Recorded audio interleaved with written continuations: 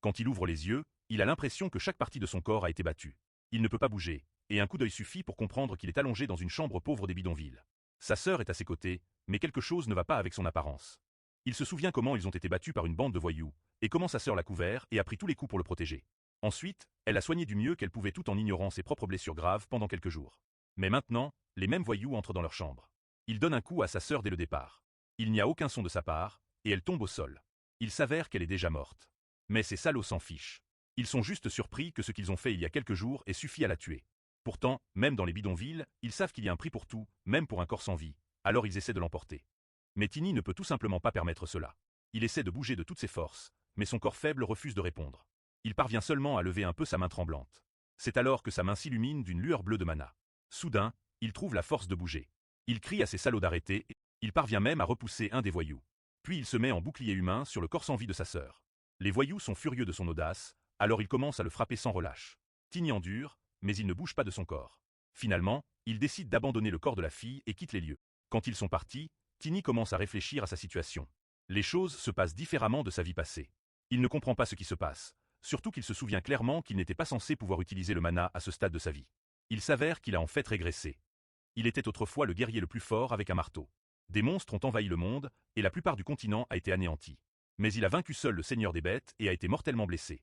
C'est alors qu'un vieux chevalier à peine vivant nommé Esgar, allongé, il a révélé son plus grand secret et a dit à Tiny de le retrouver dans le passé dès que possible. Ensuite, en utilisant son anneau magique, il a renvoyé notre garçon dans le temps. Et maintenant, alors que Tiny se souvient des derniers mots d'Esgar, il espère pouvoir changer l'avenir. Après avoir réalisé qu'il a vraiment été renvoyé dans le temps, Tiny bouillonne de frustration qu'Esgar ne puisse pas l'envoyer un peu plus tôt, assez pour sauver sa sœur. Il ne comprend pas pourquoi il revient à ce moment précis. Au moment suivant, il commence à cracher du sang. Il comprend que son corps est encore fragile, alors il décide de ne pas pleurer sur le lait renversé. Esgar lui-même ne sait peut-être même pas si ce voyage dans le temps fonctionnera. Au lieu de cela, Tiny choisit d'utiliser cette chance pour dire correctement au revoir à sa sœur. Il se souvient des mots d'Esgar, disant qu'il doit le trouver rapidement. Tiny est déterminé à le faire, mais seulement après avoir vengé Wolf, l'homme responsable de la mort de sa sœur. Dans sa dernière vie, il a à peine réussi à se venger de Wolf. Mais cette fois, il veut le faire correctement. D'abord, il doit donner à sa sœur des funérailles appropriées. Plus tard, Tiny se tient devant le corps de sa sœur, allongée dans un cercueil, alors que ses derniers rituels commencent. Irina n'est pas sa sœur biologique. En réalité, ils partagent tous deux des cheveux noirs et des yeux noirs, ce qui est considéré comme un mauvais présage sur ce continent. C'est pourquoi Tiny est rejetée par tout le monde. Irina, en revanche, perd son propre frère et en trouve un en lui. Tiny regrette de ne jamais avoir rendu la gentillesse qu'elle lui a montrée. Le prêtre commence les derniers rites. Pendant ce temps, Emma, l'amie d'Irina, remarque l'expression solennelle de Tiny. Elle peut dire qu'il a changé, et elle le lie à la mort de la seule famille qui lui reste. Emma se souvient d'un moment où elle est allée chez lui et l'a trouvé en train de manger juste à côté du corps de sa sœur. La scène était profondément troublante pour elle. Pour ajouter à son choc, elle a remarqué que toutes ses blessures avaient également guéri. Au moment suivant, il a pris le corps d'Irina. Emma était horrifiée par son comportement détaché. Elle l'a réprimandé alors, disant qu'il ne l'écoutait jamais comme... Il l'a remercié solennellement pour la soupe et a promis de lui rendre. Maintenant, en le regardant, elle ne sait toujours pas ce qui se passait vraiment dans son esprit. Pendant ce temps, Tiny pense à rendre la gentillesse de sa sœur. Il se souvient comment elle l'encourageait toujours à avoir confiance et à garder la tête haute. Il est déterminé à faire exactement cela maintenant, au lieu de se noyer dans le blâme. Il s'adresse à sa sœur dans son esprit, jurant que cette fois, il ne vivra pas avec des regrets. Un mois a passé. Il brûle de mana après des semaines d'entraînement intense. Maintenant, il est enfin temps de se venger de Wolf. Il se tient devant la tanière de Wolf. Les sous-fifres le remarquent s'approcher et supposent qu'il n'est qu'un autre mendiant. Ils sont agacés lorsque Tiny demande calmement si Wolf est à l'intérieur. L'un d'eux essaie de le gifler, mais Tiny attrape sa main en plein vol. Saisissant le poignet avec une prise écrasante, il défie l'homme, lui demandant s'il pense vraiment qu'il ne peut pas gérer un enfant. Le voyou pousse un cri de douleur et tombe à genoux. Tiny s'avance vers un autre voyou, qui est incapable de comprendre comment un enfant est devenu si puissant. L'homme suppose que cela pourrait être l'effet d'une drogue. Se réconfortant avec l'idée qu'un enfant n'est qu'un enfant, il attrape le col de Tiny, ayant l'intention de le jeter de côté. Le voyou n'arrive qu'à étirer la chemise de Tiny. On dirait qu'il essaie de soulever un solide morceau d'acier au lieu d'un humain. Tiny se moque de lui, disant qu'il est clairement plus lourd qu'il n'en a l'air et que l'homme perd son temps. Puis il donne un coup de pied au voyou. En réalité, Tiny est ravi de sa croissance, car son mana est enfin parfaitement synchronisé avec son corps physique, un accomplissement qui lui avait échappé dans sa vie précédente. Cette technique de croissance secrète lui permet de devenir plus fort en créant une interaction constante entre son mana et son corps physique. Le seul inconvénient est qu'il doit manger d'énormes quantités de nourriture pour continuer à grandir. Grâce à Emma, il a pu y parvenir. Alors qu'il est là, perdu dans son monologue, les voyous survivants le regardent, complètement confus et terrifiés. Il réalise que le mana nouvellement éveillé est faible, mais incroyablement facile à absorber dans un corps déjà blessé. Il lance le voyou en l'air, le remerciant ironiquement pour l'avoir battu plus tôt. L'homme est projeté directement dans le bâtiment de la base, s'écrasant à travers alors que tout le monde à l'intérieur se met en alerte à la vue de l'intrus. Ils reconnaissent Tini comme le gamin mendiant d'avant. Ils se moquent de lui pour être venu là seul et sans arme, mais Tini se contente de sourire. En attrapant un voyou par le pied, il déclare qu'il a bien une arme. L'homme crie de panique et de douleur alors que Tini le balance comme une fronde, utilisant le corps humain pour frapper les autres voyous. La plupart d'entre eux sont absolument terrifiés par l'épreuve. Après un moment, tout le monde est à terre, vaincu par son arme humaine. Avec les petites frappes réglées, il se concentre sur les adversaires plus forts. Seuls les frères Lander restent. D'un mouvement de doigt, il les défie de venir à lui. L'un des frères Lander est prêt avec son épée, prêt à percer le corps de notre garçon. Puis il s'arrête en remarquant le mana tourbillonnant autour du petit corps de Tini. La cupidité monte, car les corps des utilisateurs de mana se vendent à un prix élevé. Pendant ce temps, Tini est nonchalamment ennuyé de voir que l'homme qui l'utilise comme arme est épuisé et prêt à tomber. Il se souvient quand son instructeur l'a réprimandé pour avoir utilisé un corps humain comme arme. À ce moment-là, pour compenser sa façon brutale de se battre, son instructeur lui a appris le combat rapproché. C'est la même technique qu'il s'apprête à utiliser contre les frères. Les deux frères l'attaquent simultanément, mais ils reculent de leurs épées, voyant déjà à travers leurs mouvements. Il frappe un frère et donne un coup de pied à l'autre. Ensuite, il en attrape un et le jette violemment vers le sol. Avant que le corps ne touche même la terre, Tini l'atteint à une vitesse fulgurante et le frappe à nouveau. Enfin, il a vaincu les deux. Puis, Wolf, le chef des envahisseurs, apparaît enfin. Dans sa vie passée, Tini sait déjà que Wolf est en réalité un werbeast. Pas un commun, mais un werbeast argenté connu comme les descendants directs de la famille royale des werbeasts. À l'époque, il n'a pas eu l'occasion de savoir comment un werbeast rare s'est retrouvé dans un bidonville comme celui-ci, car il a dû se battre pour le vaincre. Il est sûr qu'il découvrira la vérité maintenant. Wolf est surpris de voir Tini s'occuper de ses hommes si facilement. Quand Tini le défie, disant qu'il va aussi le tuer, Wolf commence immédiatement à se transformer, prêt à donner une leçon à notre garçon. Tini est satisfait de le voir se donner à fond dès le début. Cependant, Tini est surpris lorsque Wolf est complètement transformé. Ce n'est pas un werbeast argenté. Au lieu de cela, c'est juste un chien ordinaire. Wolf est furieux contre lui pour l'insulte perçue. Il se précipite vers Tini, le griffant à plusieurs reprises. Évitant ses mots. Wolf est en effet plus rapide et plus fort que les frères Lander, mais il n'est pas puissant comme le werbeast argenté que Tini a combattu dans sa vie passée. Tini saisit la mâchoire de Wolf, l'écrase avec son mana et le jette loin. Une fois, son camarade werbeast lui a donné un conseil sur la façon de gérer les siens lorsqu'ils perdent le contrôle. Maintenant, Tini va appliquer ce conseil ici. Furieux, Wolf se précipite vers lui, mais Tini esquive chaque coup de griffe. D'un angle mort, Tini lui donne un coup de pied fort, déclarant qu'il doit être puni. Satisfait, Tini est prêt à le battre à mort, ou presque. Il le frappe sans relâche. Il se souvient du conseil de son camarade, frapper la bête, car les werbeasts peuvent régénérer les traumatismes. Puis, il projette Wolf contre un mur, qui se fissure et laisse tomber quelque chose. Wolf reprend sa forme humaine. Tini remarque qu'il a retrouvé conscience. Wolf est confus, se demandant pourquoi Tini le frappe. Tini est déterminé à lui briser la colonne vertébrale. Il veut qu'il s'excuse auprès de sa sœur. Une fois le travail terminé, il espère que sa sœur trouvera enfin la paix. En exprimant son intention de le tuer, un Wolf terrifié commence à s'excuser auprès de lui et de sa sœur. Tini déclare que, peu importe son envie de le tuer et d'offrir son corps à la tombe de sa sœur, il sait qu'elle ne serait pas heureuse de voir le visage de Wolf là. Il décide donc d'enquêter. Il menace Wolf, promettant une raclée à chaque question sans réponse. Tini remarque alors une pierre de mana au sol. Il la ramasse, ne se souvenant pas qu'elle était là dans sa vie passée. Dès qu'il la touche, il sent une énergie sombre à l'intérieur. Un instant plus tard, il voit un werbeast argenté enchaîné, hurlant dans la pierre. Ses yeux s'écarquillent en réalisant ce que c'est. Il se souvient qu'un compagnon elfe lui avait montré les Spirit Beasts. Ces êtres sont connus pour accumuler du mana pendant des centaines d'années, subissant généralement une renaissance dans le processus. Les Spirit Beasts sont incroyablement rares et résidant généralement à Elfenhem. Il savait déjà cela à l'époque, surtout quand elle lui avait montré une pierre spirituelle qui contient l'essence même d'un esprit. Après avoir réalisé ce qu'il tient, il se demande comment Wolf a pu mettre la main sur quelque chose d'aussi précieux. De plus, cette pierre spirituelle est tachée d'énergie démoniaque sombre. D'abord, Tini brise les chaînes sombres qui lient la bête. Dès qu'il le fait, il est assailli par les souvenirs de la bête. Il voit un loup argenté acculé par des silhouettes obscures émettant une énergie noire. Ils attaquent le loup de tous les côtés. Une fois vaincu, il perce son corps avec des dagues sombres pour extraire la pierre spirituelle. Puis il voit un enfant recevoir la pierre. L'instant d'après, l'enfant l'absorbe et devient Wolf. Tini réalise que c'est la méthode tordue utilisée pour créer un werbeast artificiel à partir d'un humain. Tout s'éclaire maintenant. Wolf n'a pas pu absorber complètement la pierre cette fois, c'est pourquoi il ne s'est pas transformé en werbeast argenté. L'esprit du loup argenté s'avance, prêt à se venger du loup humain. Tini l'arrête, déclarant qu'il veut faire souffrir Wolf davantage avant qu'il ne meure. Il est surpris de voir que le loup argenté semble vraiment le comprendre. Il se souvient qu'Estina lui avait dit qu'un humain avec une âme pure et assez de mana peut devenir mage spirituel. Elle avait sous-entendu que les enfants ont souvent les meilleures chances. Il suppose qu'étant jeune à nouveau, il pourrait être qualifié de mage spirituel, d'où la compréhension de la bête. Cependant, il doute sérieusement que son âme soit pure. La réponse vient de la Spirit Beast elle-même, qui explique que lorsqu'il a brisé les chaînes, son mana a rempli les fissures de la pierre brisée, leur permettant de communiquer. Tiny demande s'ils peuvent former un contrat. La Spirit Beast acquiesce immédiatement.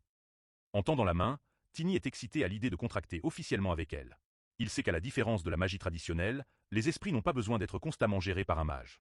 Ils peuvent agir de leur propre chef comme partenaires physiques. Tout ce dont ils ont besoin, c'est d'un approvisionnement constant. De plus, ils deviennent plus forts aux côtés de leur mage. C'est exactement pourquoi Estina était connue comme la plus forte parmi les 10 chevaliers. La Spirit Beast pose une condition. Elle veut se venger de ses ennemis. Notre garçon accepte immédiatement, puisqu'il prévoit déjà de s'attaquer aux forces des ténèbres. Une fois les règles établies, la dernière étape du contrat est complète. Tiny décide qu'il est temps de donner un nom à son nouveau partenaire. Il l'appelle Wolung, un jeu de mots tordu sur Moonwolf. Maintenant, la grande question est, qui sont les personnes qui soutiennent Wolf dans l'ombre? Il est certain que ces personnes appartiennent aux forces des ténèbres, vu l'énergie sombre qu'il a ressentie. Ce sont des adorateurs de démons, des fanatiques qui vénèrent les démons au lieu de Dieu. Avant l'apparition de l'armée du Seigneur des Bêtes, les adorateurs de démons semaient le chaos. À cette époque, Tiny était dans un labyrinthe, donc il n'en savait pas beaucoup à leur sujet. Il frappe Wolf, exigeant une réponse sur si les adorateurs de démons lui ont donné la pierre spirituelle. Quand Wolf ne sort pas de sa torpeur, Tiny demande à Wolung de s'en occuper. Wolung pousse un rugissement qui le réveille. Tiny répète la question, ajoutant qu'il veut connaître l'emplacement du groupe et leurs projets actuels. Wolf rit de manière menaçante et explique qu'il n'est rien d'autre qu'une expérience pour ces gens, et qu'ils ne laisseront pas Tiny s'en tirer. Au moment où il mentionne leur puissance, sa tête explose. Tiny comprend immédiatement qu'ils lui ont jeté un sort pour le faire taire. Il se souvient que, dans sa vie passée, Wolf avait menacé qu'il le traquerait. À l'époque, il pensait que Wolf parlait de ses propres subordonnés. Mais quand il a enquêté sur les hommes à l'époque, il ne savait même pas que Wolf était un werbeast. Décidant de laisser tomber pour l'instant, il regarde la fissure dans le mur, se demandant ce qu'elle contient d'autre. Il jette le corps de Wolf contre le mur. Avec cette force supplémentaire, la structure s'effondre complètement, révélant un coffre. Tiny décide qu'il révélera cette information à Esgar quand il en aura l'occasion. Il déclare qu'il fait confiance à ses anciens compagnons, puis se corrige. Esgar va être son futur compagnon. Il ouvre le coffre et trouve un trésor immense à l'intérieur, mais il ne s'intéresse qu'à une chose, l'anneau du sceau de Valentia. Il a besoin de cet anneau pour se rapprocher d'Esgar. C'est l'anneau que Chloé lui a donné. Elle lui avait demandé de venir la trouver avec cet anneau, promettant qu'elle l'aiderait. Elle avait mentionné à l'époque qu'il devait déjà savoir qui elle était. Tiny sait que tout le monde dans l'Empire d'Asron sait qu'elle est Chloé von Valentia. Elle est la plus jeune fille d'Esgar, bien connue pour son comportement aimable, surnommée l'ange de Valentia. Lorsqu'elle a eu 16 ans, elle a voyagé à travers le territoire. C'était la coutume de Valentia que lorsque leurs enfants deviennent adultes, ils offrent des tribus floraux à chaque temple du territoire pour faire connaître leur nom. C'est alors qu'il a rencontré dans le quartier des envahisseurs du domaine de Billy, qui se trouve à la frontière du territoire du duc.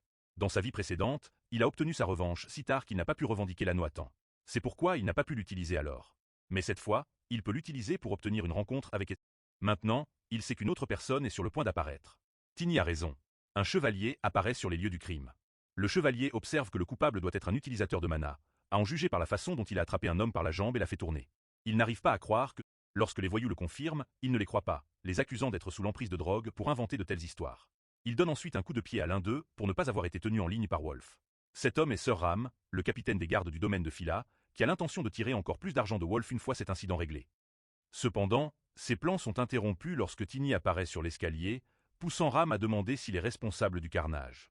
Tiny avoue cela avec désinvolture, et alors que Ram commence à fulminer de son audace, Tiny souligne qu'il n'a battu qu'un commun comme Wolf, une affaire à peine assez significative pour qu'un chevalier de l'envergure de Ram s'en occupe personnellement. Il note sèchement que la présence de Ram doit signifier qu'il reçoit une somme considérable de pots de vin de Wolf, une insulte qui plonge le capitaine dans une rage aveugle. Activant immédiatement son mana pour frapper, la démonstration de Ram ne lui vaut que du mépris silencieux. Tiny remarque que le capitaine n'a même pas atteint le deuxième stade d'utilisation du mana. Avant que Ram ne puisse le frapper, il lui claque la main, comprenant qu'il peut gérer ce type même sans utiliser toute sa puissance. Il se précipite vers Ram, prêt à porter un coup de genou, mais son ennemi l'arrête. Ram reconnaît sa puissance, même pour un enfant, et le repousse. Tiny veut juste démontrer assez de puissance pour négocier. Il ne peut pas se permettre de faire de ce seigneur son ennemi pour l'instant. Il saute dans les airs, il y a beaucoup de chevaliers sous le commandement de Ram, donc il lui faut juste un moyen de le faire reculer. Ram est frustré que ses attaques soient esquivées. Il est sur le point de dégainer son épée, mais s'arrête net en voyant Wolung derrière Tiny. Tiny observe l'expression de Ram. Il sait qu'il est presque impossible de voir une Spirit Beast dans un endroit comme le quartier des envahisseurs. Tiny va droit au but. Il sait que Ram ne s'inquiète que d'être payé, alors il lui propose de lui donner exactement ce que Wolf a donné. FR. Ram n'arrive pas à croire qu'un enfant puisse se permettre ça, pensant que Tiny doit être un mage plus âgé cachant son apparence. Tiny assure qu'il a une bonne réputation dans le quartier. Ram tente sa chance, disant que Wolf lui a payé 5 pièces de platine et demande si Tiny peut égaler ça. FR. Tiny ne mord pas à l'hameçon, devinant que Wolf ne lui a en fait donné qu'une pièce de platine et propose une pièce et demie à la place. Ram est furieux. Avant qu'il ne puisse menacer, Wolung rugit, le figeant sur place. Tiny menace calmement Ram de mort s'il refuse l'accord. FR. Finalement, Ram rengaine son épée. Il ne s'attendait pas à ce qu'un enfant agisse ainsi. Tiny demande sa décision finale. Ram répond qu'il attendra son paiement d'ici la fin du mois. Les autres malfrats le supplient de ne pas les laisser comme ça, mais Ram en frappe un avec colère. FR. Tiny jette alors les pièces à Ram. Il lui demande d'organiser une rencontre avec le seigneur pour qu'il puisse revendiquer le quartier des envahisseurs. Ram promet de parler au seigneur de ce qui s'est passé ici, mais il rappelle à Tiny qu'il subira la colère du seigneur s'il ne maintient pas les paiements. FR. Une fois parti, Tiny se demande avec arrogance si ce jour viendra vraiment. Il se tourne vers les malfrats qui essaient de s'enfuir. Il leur ordonne d'amener toutes les femmes de ménage et les enfants mendiants actuellement dans le quartier des envahisseurs. Il ajoute une menace. FR. S'ils sont en retard d'une minute, il tuera une personne pour chaque minute qui passe. S'ils essaient de fuir, il les avertit que son esprit bête les traquera et les finira. Il leur donne exactement 1 heure. Terrifiés, ils se précipitent tous pour obéir à ses ordres. FR. Si tout se passe comme prévu, il aura fini avec cet endroit en 1 semaine. Ensuite, il pourra enfin rencontrer Esgar. Après un moment, les malfrats apeurés ramènent tout le monde à l'intérieur. Emma est aussi parmi eux, inquiète de le voir là, ses yeux fixés sur le sang tachant ses jointures. FR. Il explique que ce n'est pas son sang, mais celui de Wolf. Il montre à tous le corps mort de Wolf et affirme que l'homme est enfin mort. Tout le monde s'inquiète, car Wolf était un soutien du Seigneur. Ils craignent que la colère du Seigneur ne s'abatte sur eux. Lorsqu'il souligne qu'il est criminel de tromper un noble, Tiny le confirme. FR. Il explique que le duc de Valentia découvrira aussi que le Seigneur lui a menti. Maintenant, il a la preuve. Il compte révéler la corruption du Seigneur au duc. Après quelques jours, 2 gardes discutent de la disparition de Rome. Il est actuellement en probation à cause de l'incident dans le quartier des envahisseurs. FR. Il suppose qu'il s'agit juste d'une lutte de pouvoir entre malfrats.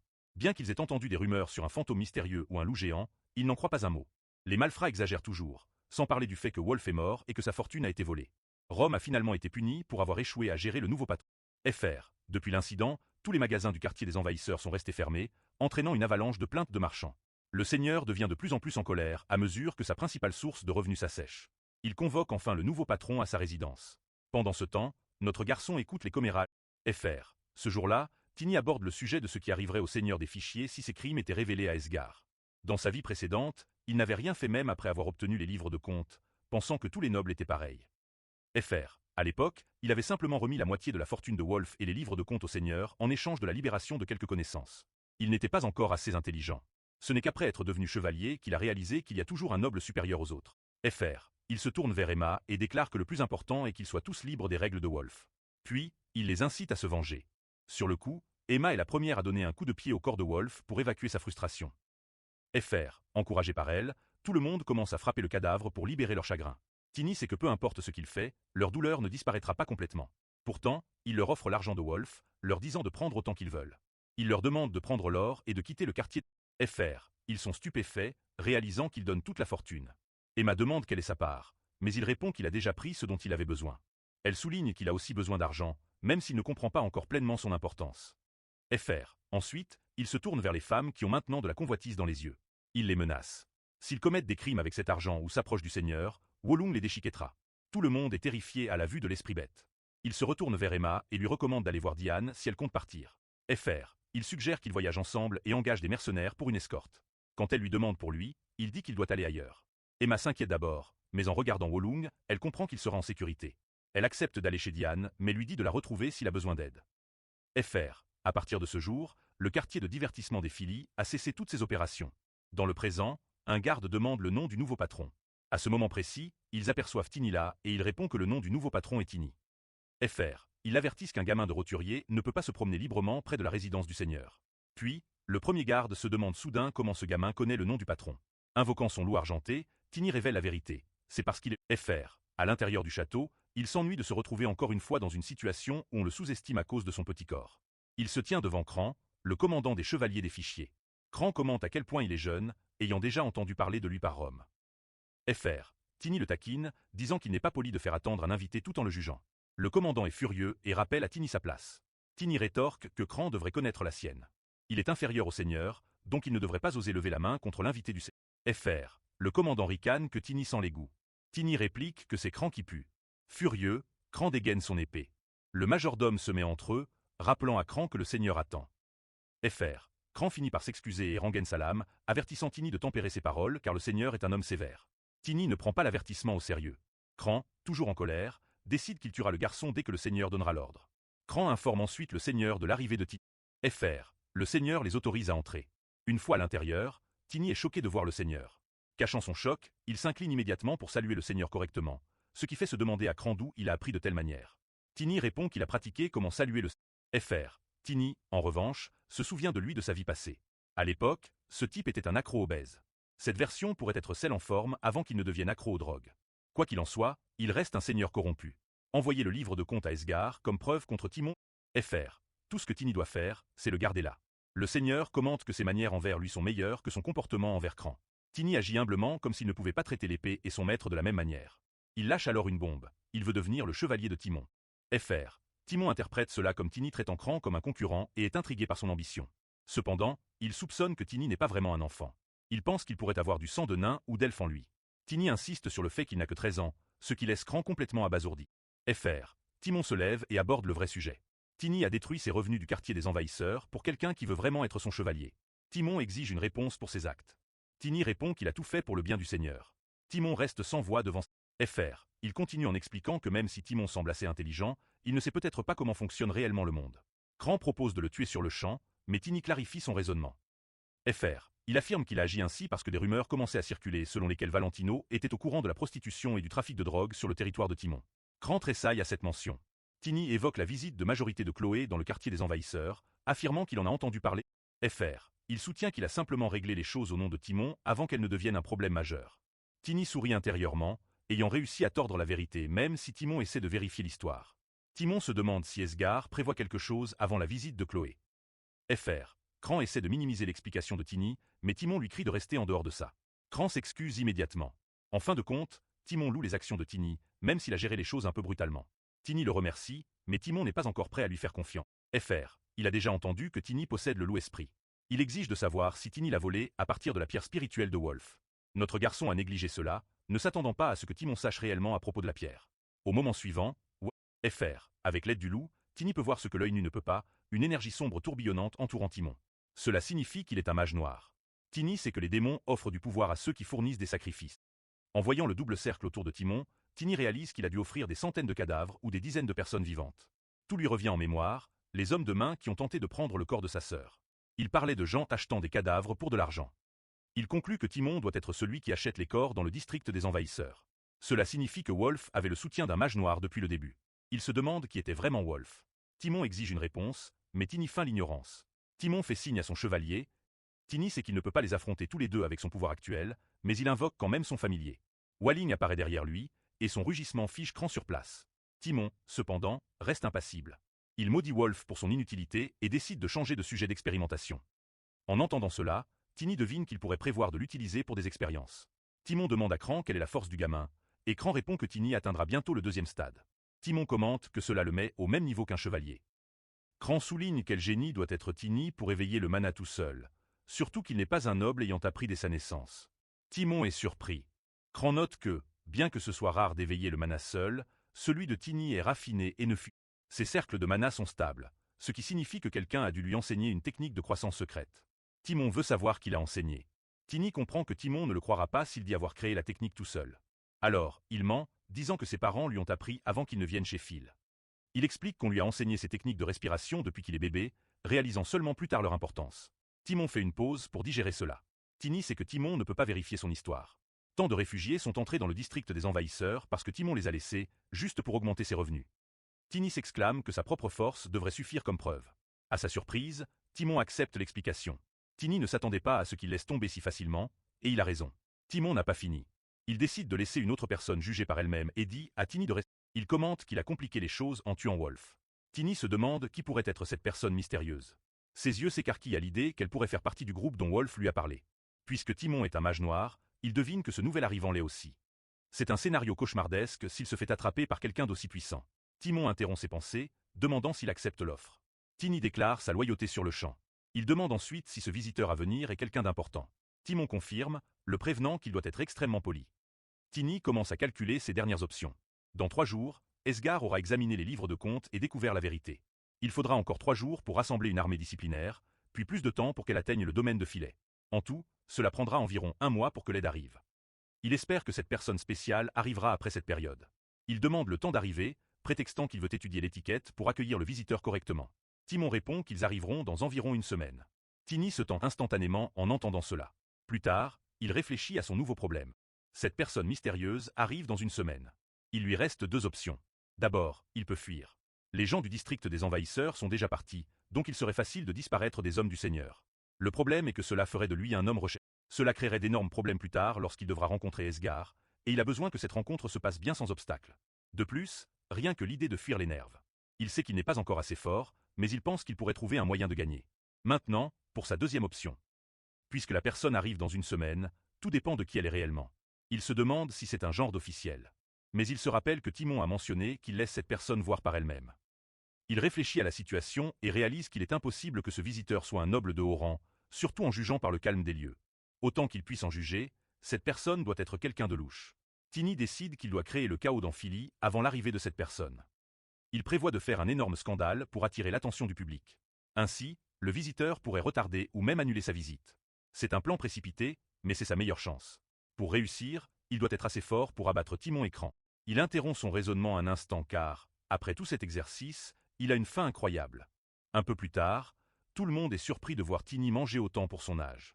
Il suppose qu'il doit avoir du sang de nain en lui, car les nains mangent généralement autant que les orques.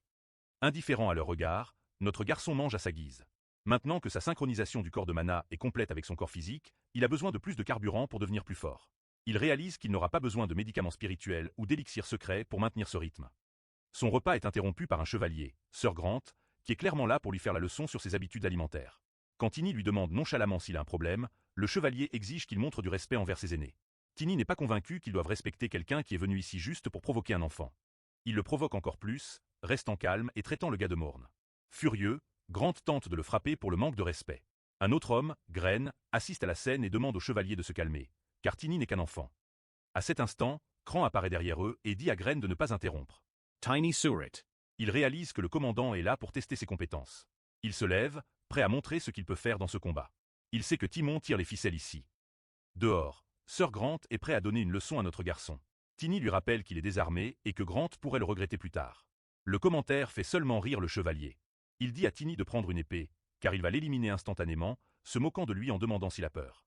Pour répondre à la question, Tiny lui donne un coup de pied à la cheville, le faisant trébucher. Grant se reprend pour ne pas tomber et tente de lui donner un coup de poing, mais Tiny se baisse pour l'esquiver. Rassemblant du mana dans son pied, Tiny attaque à nouveau le tibia, faisant gémir le chevalier de... Grant n'en revient pas que Tiny ait ce genre de pouvoir au premier stade. Bien que ses jambes lui fassent mal, il est déterminé à ne pas perdre. Tiny remarque sa volonté forte. Totalement enragé, le chevalier est sur le point d'attaquer à nouveau, mais Tiny s'éclipse pour se sauver. Puis, il saute dans les airs et se perche sur l'épaule de Grant. Il attrape maintenant le visage du chevalier avec des mains imprégnées de mana.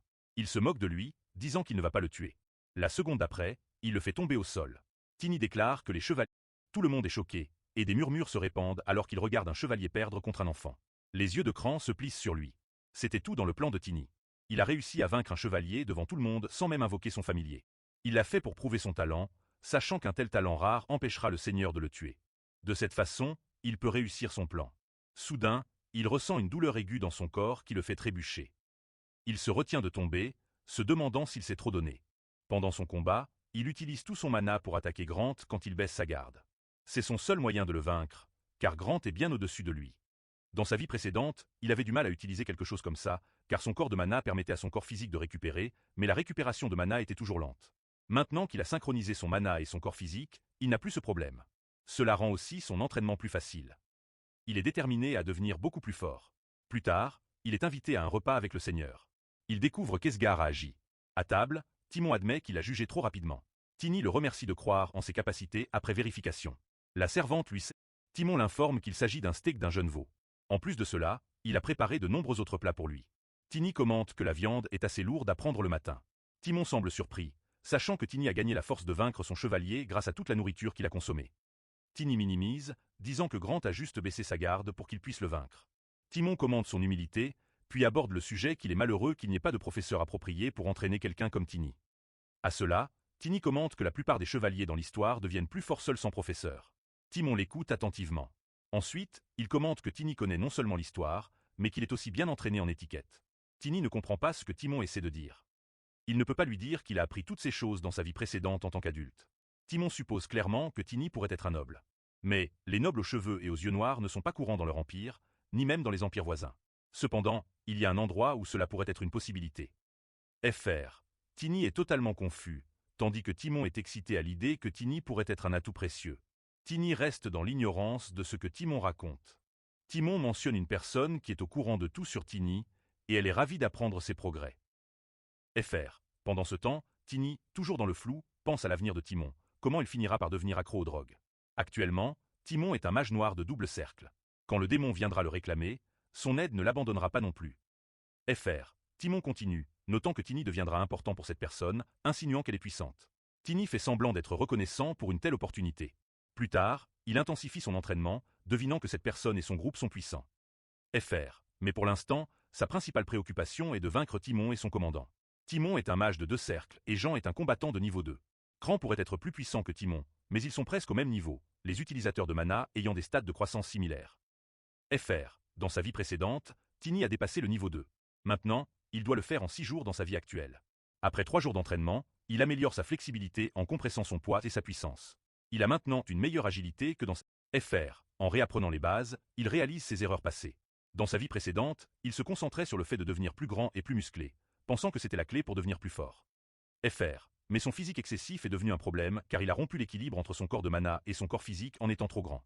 Maintenant, il n'a pas besoin de répéter cette erreur, réalisant que devenir plus grand ne signifie pas devenir plus fort. Puis, il entend un soupir des soldats à proximité.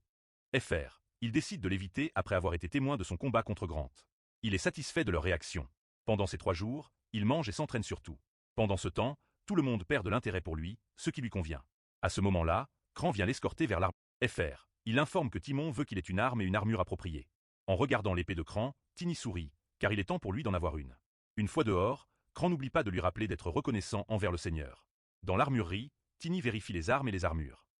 Fr. Les ensembles d'armures sont probablement inadaptés à son petit corps. Quant aux armes, aucune d'elles n'est un marteau de guerre ou une masse. Elles lui sont toutes inutiles. Puis, pour provoquer Cran, il évoque la possibilité de trouver quelque chose comme l'épée de Cran. Cran sourit en répondant que son épée n'est pas ordinaire. Il informe que son épée a été créée par le célèbre forgeron, Rogers, et s'appelle maintenant Grilla. Cran ne croit pas que Tiny puisse manier une telle épée. Tiny se demande combien de personnes ont été sacrifiées pour la créer. Tiny provoque Cran en disant qu'il est plus talentueux et donc plus apte à manier une épée de cette qualité. Furieux, Cran rugit si fort que les gardes à l'extérieur de l'armurerie l'entendent. À l'intérieur, Tiny le défie à une compétition pour prouver son point. Saisissant une épée, il augmente les enjeux en disant que Cran peut le tuer s'il perd. Complètement fou de rage, Cran lève son épée contre Tiny. À l'extérieur de l'armurerie, tout le monde écoute Tiny supplier Cran de ne rien faire de tel à l'avenir. Au bout d'un moment, il voit Tiny, très blessé, sortir. Tout le monde le plaint, pensant que Cran l'a battu. Un garde murmure des rumeurs selon lesquelles Cran a une rancune contre Tiny parce qu'il vise à devenir le nouveau commandant. La servante murmure que Cran a franchi la ligne, même s'il déteste Tiny. Quoi qu'il en soit, il décide de le laisser tranquille. En avançant, d'autres servantes le voient aussi dans cet état. Il leur raconte la même histoire. Cran lui a fait ça. Elle lui conseille de se reposer. Dans la chambre de Timon, son majordome lui sert du vin. Il veut en savoir plus. Le majordome l'informe que tout est prêt. Il demande s'ils ont encore des hommes-loups comme sacrifice, ce que confirme son subordonné. Il pense à la façon dont Tiny a détruit l'envahisseur. Il renvoie son serviteur tout en réfléchissant à Tiny. En gros, il ne sait pas grand-chose sur les véritables intentions du garçon, mais il peut bien l'utiliser. Une fois son invité arrivé, il pourra confirmer la lignée de Tiny. Le problème, c'est que si ses soupçons ne sont pas fondés et que Tiny n'appartient pas à cette famille, ses supérieurs ne seront pas contents de ce qui s'est passé avec Wolf. Alors, Tiny et lui, en tant que superviseur de Wolf, seront tous deux à la merci d'une punition. Cependant, il se console en repensant à ce qu'il sait sur Tiny. De ses manières à la force qu'il a mise pour vaincre un chevalier, un roturier ne peut pas avoir ça, peu importe son talent. Il est sûr que Tiny vient de la famille prestigieuse qu'il soupçonne. Le reste du soupçon est confirmé par les cheveux et les yeux noirs de Tiny. Il est satisfait des preuves. Alors qu'il s'allonge en pensant à l'arrivée de son invité, il ressent soudain une alarme dans sa magie. Il se réveille avec une expression irritée, déterminé à sacrifier quiconque a interrompu son sommeil. Au moment suivant, il voit Tiny le poignarder avec l'épée de Cran. Avant de comprendre quoi que ce soit, il est mort. Tiny le laisse ainsi. Le lendemain matin, la servante qui vient réveiller Téman pousse un cri en le trouvant mort. Plus tard, Ram vient aussi enquêter. Il est choqué de découvrir que Téman était un mage noir. Il l'a confirmé avec le prêtre, qui est parti maintenant. Ils sentent l'énergie noire et vont le signaler à la paroisse. Gren ajoute que l'équipe d'enquête royale sera bientôt là aussi. Tout le monde remarque que son corps semble mort depuis des semaines. En réalité, c'est parce que le corps d'un mage noir se décompose plus vite. Gren se demande pourquoi Téman a choisi un chemin sombre, sans parler du fait qu'il était déjà corrompu. Mais à quoi bon y penser maintenant puisque Téman est déjà mort? Un autre problème est que l'arme du meurtre, l'épée, appartient au commandant. Ram ne veut pas y croire. Plus tard, les gardes commencent à discuter de la rancune de Cran contre Tiny parce que Tiny était tombé dans les bonnes grâces du Seigneur. Ils suggèrent même que Tiny pourrait devenir le prochain commandant, ce qui expliquerait pourquoi Cran était si furieux. Pourtant, ils ont du mal à croire qu'un commandant ferait quelque chose comme ça pour une promotion. La question principale maintenant est, où est Cran? Gren s'adresse à ses subordonnés, leur ordonnant de commencer l'enquête immédiatement. Il commence à interroger les gardes et les servantes sur ce qui s'est passé hier. Tout le monde affirme avoir vu Tiny se faire battre par le commandant. En entendant cela, Gren exige d'aller voir Tiny. Plus tard, lors de l'enquête, Tiny raconte la même histoire. Cran l'a conduit à l'armurerie hier et a commencé à le frapper. Gren ne croit pas l'histoire car, après cette rencontre avec Tiny, personne n'a vu Cran nulle part. Il fouille l'entrepôt et ne le trouve pas non plus. Gren exige de savoir si Tiny l'a vu depuis cet incident. Gren poursuit son enquête, mais Tiny n'y avoir vu le commandant après hier. Ensuite, Gren demande s'il y a eu quelque chose qui se démarquait. Tiny répond que le commandant était contre lui pour devenir le prochain leader. En entendant cela, Gren est satisfait car l'histoire correspond aux témoignages oculaires. Puis, Tiny demande innocemment ce qu'il advient de son avenir, que le Seigneur avait sécurisé. Gren lui ordonne de... En sortant, Tiny se demande qui est Gren, car il ne se souvient pas de lui de sa vie précédente lorsqu'il a affronté les chevaliers corrompus du Seigneur. Il se demande s'il a simplement oublié Gren, mais rejette ensuite cette pensée car il se souvient de chaque soldat qu'il a battu. Il trouve étrange que Gren veuille le voir demain, alors il décide d'être prudent. Le lendemain matin, il est surpris par la gentillesse de Gren, qui lui donne une carte de mercenaire et de l'argent. En tant que roturier, cela aidera Tiny à voyager librement entre les territoires, car il faut être soit un chevalier, soit un mercenaire pour se déplacer. Donc Gren se porte garant pour lui. Tiny demande pourquoi il lui donne ces... Gren répond que quelqu'un avec son talent doit réaliser quelque chose de plus grand et de mieux, ce que cet endroit ne peut pas lui offrir. Tiny se demande si Gren dit vraiment cela pour lui-même. Cela explique pourquoi il ne se souvient pas de Gren. Il a probablement quitté cet endroit dans sa vie passée aussi. Tiny le remercie, ajoutant qu'il a l'intention de partir de toute façon. Il sait que l'équipe d'enquête impériale arrivera bientôt une fois qu'ils apprendront que Timon est un mage noir. L'invité pourrait ne pas se montrer, mais cela empêchera aussi Esgar de venir ici. Il vaut mieux pour Tiny de partir et de le... Gren termine leur conversation en disant qu'il s'attend à ce que Tiny se souvienne de son nom quand il réussira. Il est un peu surpris lorsque notre garçon demande quel est son nom. Alors, Gren se présente quand même. En réponse, Tiny dit qu'il espère que Gren se souviendra aussi de son nom. Après cela, il quitte les lieux. Il sait que tout dépend maintenant de Gren pour gérer le domaine de Phil en tant que commandant après la mort du Seigneur. Cependant, Gren est dans une situation difficile en essayant d'enquêter sur l'affaire et de localiser le commandant. Il a déjà l'intention d'engager un mage spécialisé pour traquer Cran. Il se sent mal pour lui, mais il ne peut pas aider la... Il a l'intention d'acheter un cheval dans une guilde en utilisant sa carte de mercenaire. Lisant ses pensées, Walling apparaît devant lui et propose à Tiny de le porter. Tiny souligne qu'il pourrait avoir du mal à rester sur son dos. Il se souvient comment son ami ORC se moquait des humains, disant qu'ils ne peuvent pas monter des direwolves parce qu'ils vomiront en le faisant. Supposément, seuls les orques peuvent le faire à cause de leur sens de l'équilibre des traqués. Mais quand Walling insiste, Tiny essaie. Il est heureux de constater que Walling a une bonne stature physique. Les bêtes spirituelles apparaissent normalement aussi grandes qu'elles l'étaient dans la vie, mais leur taille physique est proportionnelle au niveau de compétence de leur mage spirituel. Soudain, il réalise qu'il doit lier son âme à Walling pour synchroniser ses sens. Il essaye. Avec succès, il utilise ses pouvoirs de mage spirituel de 2e niveau pour lier son âme à Walling. Il remarque un changement dans le corps de Walling. Il se souvient qu'Astina lui avait dit qu'atteindre un niveau supérieur en tant que mage spirituel aide un familier à acquérir certaines des capacités du mage. Maintenant, il peut voir que la forme physique de Walling est plus robuste et plus forte, preuve de ses puissantes capacités. Au moment suivant, Walling s'élance comme le vent. Avec leurs âmes liées, Tiny trouve ses sens beaucoup plus aiguisés. Il peut sentir chaque mouvement pendant leur voyage, voir ce que Walling voit et même sentir ce que Walling sent. Il espère atteindre Valentino bientôt de cette façon. À l'avenir, cela l'aidera aussi à atteindre des endroits lointains comme Carin, le royaume où le premier désastre va se produire. Dans sa dernière vie, une série de désastres a commencé à se produire partout sur le continent, comme pour les avertir de l'arrivée de l'armée démoniaque. Ces incidents ont affaibli l'armée humaine et leurs forces. Tout a commencé lorsque la relique sacrée à Carin a disparu. Il doit empêcher cela de se produire. En gros, les 7 reliques sacrées sont des artefacts sacrés que la déesse leur a accordés, agissant comme la dernière ligne de défense de l'humanité. Après que la relique de Carin a été prise, tout ont finalement été volés. Cette fois, Tiny a l'intention de prévenir cela. Pour cela, il doit devenir plus fort afin de pouvoir affronter l'armée démoniaque à pleine puissance. Il prévoit de se rendre à Carin. Pendant ce temps, les gens à invader parlent de l'arrivée de l'armée impériale pour enquêter. Ils discutent du meurtre de Téman et de la révélation qu'il était un mage noir. À la porte du manoir de Téman, une silhouette mystérieuse apparaît. Les gardes exigent de voir son identité, mais d'un claquement de doigts, elle les met hors de combat. Elle entre alors et trouve Graine. Sur ses gardes, Graine est enchantée par un claquement de doigts. Elle exige des explications sur le meurtre du Seigneur, et Graine lui raconte tout ce qu'il sait. Elle demande où se trouve le corps du Seigneur. Graine répond que l'équipe d'enquête impériale a ordonné de le mettre dans un cercueil dans la chambre. L'inconnu ordonne ensuite à Graine de dormir pendant 1 heure. 1 heure plus tard, Graine se réveille en sursaut, ne se souvenant pas de la rencontre, pensant juste s'être endormi à cause de la fatigue.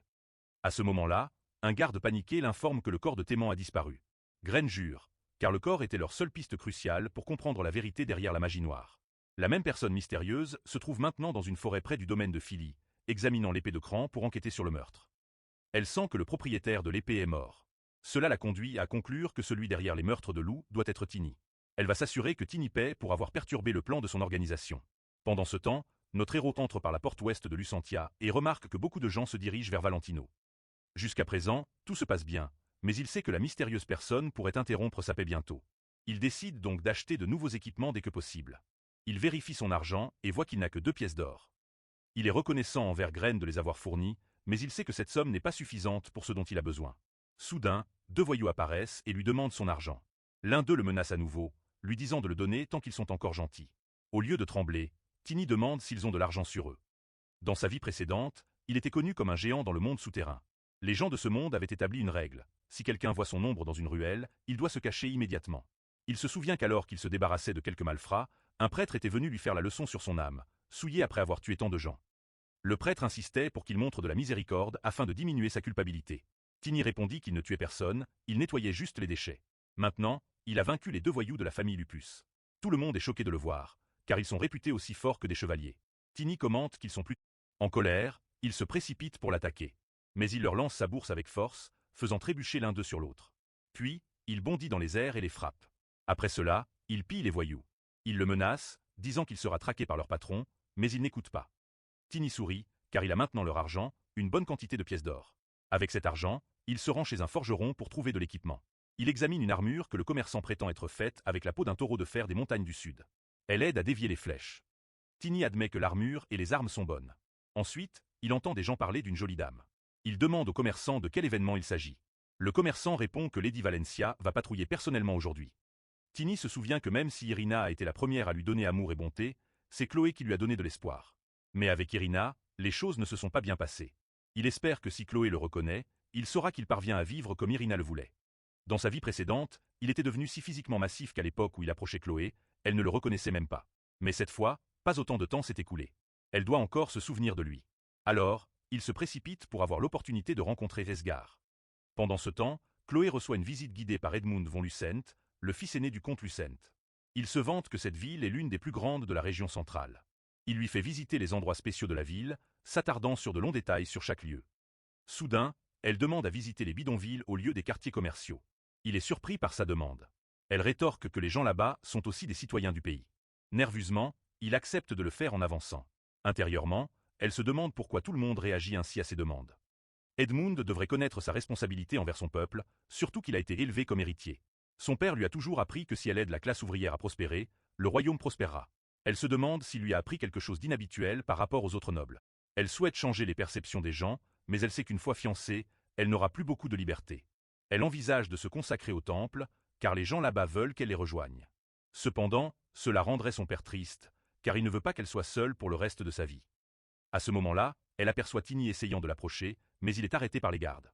Edmund se demande aussi comment Tini est apparue si soudainement. Tini, montrant la bague que Chloé lui a donnée, affirme que c'est elle qui lui a fourni. Il s'incline immédiatement, lui rappelant les mots qu'elle lui a dit sur le fait de la retrouver. Il la remercie alors et là. En regardant la bague, elle la reconnaît, mais elle ne le reconnaît toujours pas. Elle se souvient avoir donné la bague à quelqu'un dans un bidonville, mais considérant que Tini ressemble maintenant à un noble, elle ne comprend pas comment il l'a obtenue. Tini est vraiment choquée d'entendre cela. Pendant ce temps, les gardes lèvent leurs armes contre lui. La chevalière personnelle de Chloé, Vivian, exige une réponse de sa part. Tini maudit intérieurement sa hâte de la rencontrer. Quoi qu'il en soit, il insiste sur le fait qu'il est le même enfant à qui elle a donné la bague. Tini s'y attendait, car il a beaucoup gagné en force depuis qu'elle l'a vu pour la dernière fois.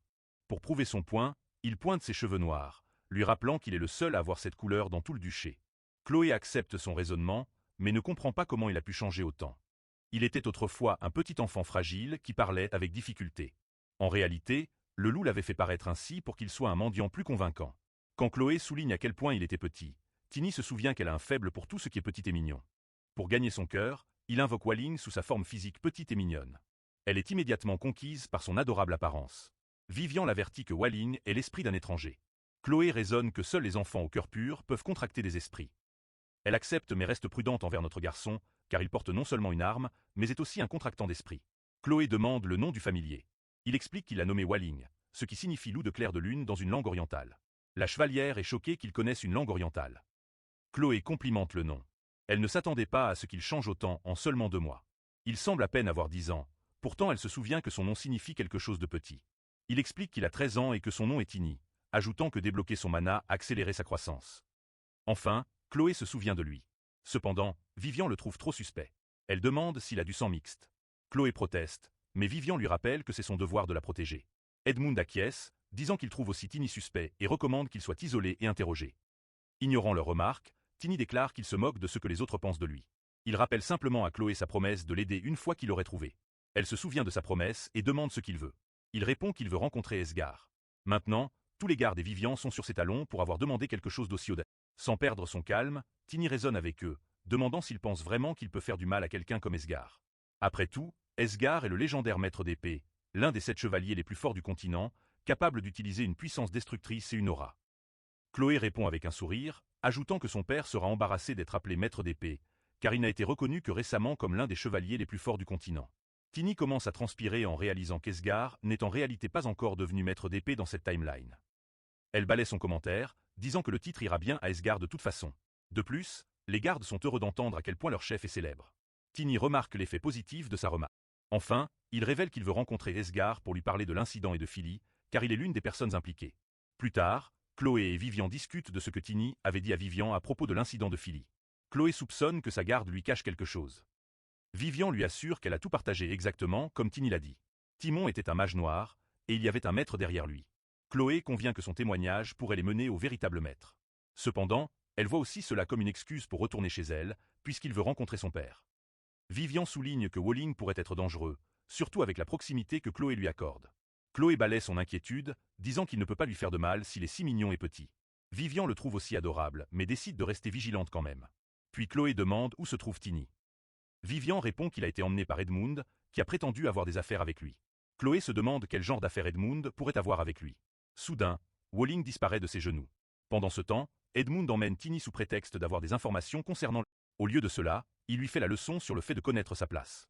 Tini interrompt sa phrase et va droit au but. Il veut en savoir plus sur le mage noir. Edmund révèle qu'il ne sait rien sur le mage noir. C'était juste une excuse pour amener Tini là. Il veut lui apprendre un peu de bonne manière. Il s'apprête à le frapper pour lui faire comprendre sa place, mais Tini lui saisit la main. Edmund, furieux, est interrompu quand Tini lui serre si fort qu'il ne peut plus se dégager. Edmund menace de se plaindre à Chloé de ce manque de respect envers un noble. Tini feint l'ignorance, disant qu'il ne sait pas ce qu'est un noble. Puis il lui dit de faire ce qu'il veut et défie Edmund de montrer un peu de cran. Il soupçonne qu'Edmund a un soutien caché. Edmund accepte le défi avec plaisir et lui demande de le suivre. Pendant ce temps, Vivian part à la recherche de Tini. Dès que Waling a disparu, il réalise qu'Edmund a dû l'emmener trop loin, car l'esprit ne peut pas rester éloigné de son maître. Elle se précipite en priant d'atteindre Tini avant qu'il ne soit trop tard. Pendant ce temps, Edmund sourit, pensant qu'il va enfin donner une leçon au garçon. Tini, lui, semble toujours aussi désintéressé. Edmund l'emmène au quartier général de la famille Lupus. Les hommes de main le reconnaissent immédiatement et demandent pourquoi il vient si soudainement. Tini est déçu en les voyant. Edmund, quant à lui, veut juste que la bande donne une leçon au garçon. Les hommes sont surpris qu'il veuille qu'il batte un enfant. Lupus reçoit une claque d'Edmund pour avoir osé lui répondre. Comprenant le message, Lupus ordonne à ses hommes d'emmener le garçon. Ce sont les mêmes gars que Tini a déjà battus, donc ils sont terrifiés dès qu'ils le reconnaissent. Lupus est furieux qu'il soit figé de peur et leur ordonne de se mettre au travail. Ils soutiennent que Tini est celui qui les a déjà mis à terre, alors ils laissent Lupus s'en occuper. Lupus se prépare à attaquer, et Edmund est excité de le voir si en colère. Mais à sa grande surprise, l'attaque de Lupus est facilement repoussée. Un instant plus tard, Tini force Lupus à reculer si fort qu'il s'écrase au sol. Edmund, terrifié par ce retournement, ordonne désespérément à Lupus de le protéger. Tini défie sombrement Lupus d'essayer de protéger Edmund s'il le peut. Dans le battement de cœur suivant, tous deux s'évanouissent de terreur. Tini s'attendait à plus de la part du chef. Avec un sourire, il se tourne vers les sbires, qui tremblent également de peur. Un moment plus tard, Vivian se précipite dans le quartier. Elle est stupéfaite par la scène devant elle, surtout par l'état d'Edmund. Tini demande tranquillement ce qui l'amène ici. Vivian explique qu'elle est là sur ordre de Chloé. Elle demande ensuite quel livre il étudie. Il le lui tend, expliquant que c'est la preuve des pots de vin qu'Edmund a donné. Il ajoute qu'ils sont impliqués dans la traite des êtres humains. Il est certain qu'avec le registre, Edmund ne pourra pas prouver son innocence. La pauvre fille se demande quel genre de vie le garçon a mené jusqu'à présent. Le lendemain, Edmund est exilé du territoire du comte pour ses crimes. Il avait dirigé un trafic d'êtres humains avec la bande Lupus pendant longtemps. Le comte n'a eu d'autre choix que d'exiler son propre fils pour laver le nom de la famille. Vivian s'excuse pour ce désastre. Chloé demande si elle pense vraiment avoir fait quelque chose de mal, et Tini ajoute qu'il ne se sent pas désolé du tout. Cela fait rire Chloé. Elle ajoute que peu importe le statut, les actes doivent être reconnus et les gens doivent être punis. C'est ce que son père lui a appris. Vivian ne comprend pas pourquoi Chloé semble toujours déçue par elle. Chloé explique que c'est parce qu'elle n'a pas donné une bonne raclée à Edmund avant qu'il ne s'enfuit. Maintenant, Tini comprend enfin le lien qu'ils partagent. Chloé, la célèbre Benjamin Desgard, et sa garde Vivian, une prodige de l'épée, forment un duo unique. Elles sont inséparables même si la situation de Chloé... C'est drôle pour Tini de voir Chloé agir comme l'aînée alors qu'elle est en réalité la plus jeune des deux. Remarquant son expression, Chloé lui demande à quoi il pense. Il répond que puisqu'Edmund tenait tant à son statut de noble, il méritait d'être puni, peu importe cela. En entendant cela, Vivian doute à nouveau qu'il soit vraiment juste un enfant. Puis Chloé commence à jouer avec Walling. Elle donne même au familier le surnom de Wall, car l'appeler par son nom complet est trop ennuyeux pour elle. Voyant à quel point elle est décontractée, Tini lui demande si elle a déjà soupçonné. Elle répond qu'elle avait déjà entendu des rumeurs sur lui démantelant l'organisation Wolf et libérant les victimes, et maintenant il a exposé Edmund aussi. Il est content de voir qu'elle lui fait confiance. Chloé, cependant, l'avertit de tout lui dire avant d'agir la prochaine fois, condition à laquelle il acquiesce. 3 jours plus tard, pendant leur voyage, le conducteur arrête la charrette. Ils sont informés qu'une elfe a demandé à les rejoindre, ce qui les prend au dépourvu. L'elfe se présente comme Irina, une servante de l'Arbre-Monde.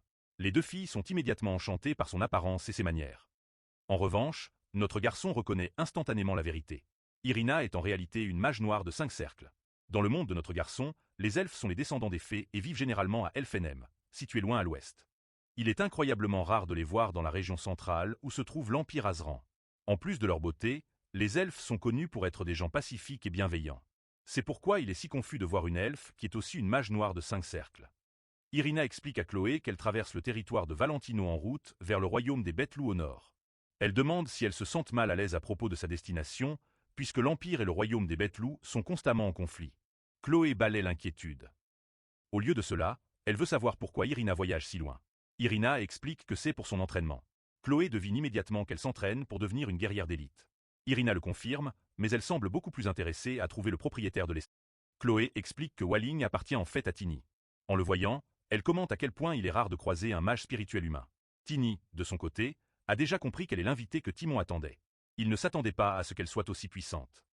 Comme il ne peut pas l'affronter pour l'instant, il fait semblant d'être en totale admiration, agissant comme si c'était la première fois qu'il voyait une elfe. Les deux filles sont surprises de le voir agir ainsi. Ils réalisent qu'elle ne joue pas le jeu, mais la bonne nouvelle est qu'Irina ne peut pas sentir le véritable pouvoir de Walling. En tant que propriétaire, seul lui connaît son plein potentiel. Il maudit même sa capacité à cacher une magie si puissante. Irina, quant à elle, affiche un peu de magie pour que Tini puisse voir.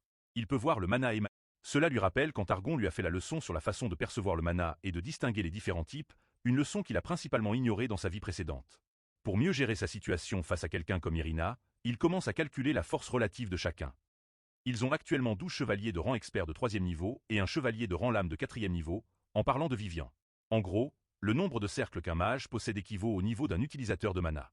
Comme ils ont un guerrier de 4e niveau, il leur faudrait 5 personnes de ce même niveau pour battre Irina. En d'autres termes, il faudrait une centaine de personnes de niveau inférieur pour la vaincre. Il comprend qu'il doit élaborer un plan pour la battre, ce qui signifie attaquer quand sa garde est baissée. De plus, il a une arme secrète. Au moment suivant, Walling saute des genoux de Chloé à ceux de... Irina commente à quel point Walling est mignon et demande si elle peut aussi le tenir. Tini lui demande si elle en est sûre et elle acquiesce immédiatement. Mais avant qu'elle ne puisse l'attraper, Walling se transforme en un loup géant. Elle crée instantanément un bouclier pour se protéger. Et à ce moment précis, Vivian lui plante un couteau dans le flanc. Tous les chevaliers sont surpris de voir de l'énergie noire émaner d'elle. Son identité de mage noir est enfin révélée. Elle se demande comment ils l'ont réalisé. Chloé, quant à elle, est contente d'avoir fait confiance. Il y a peu, il avait utilisé Walling pour lui parler de l'identité d'Irina en tant que mage noir.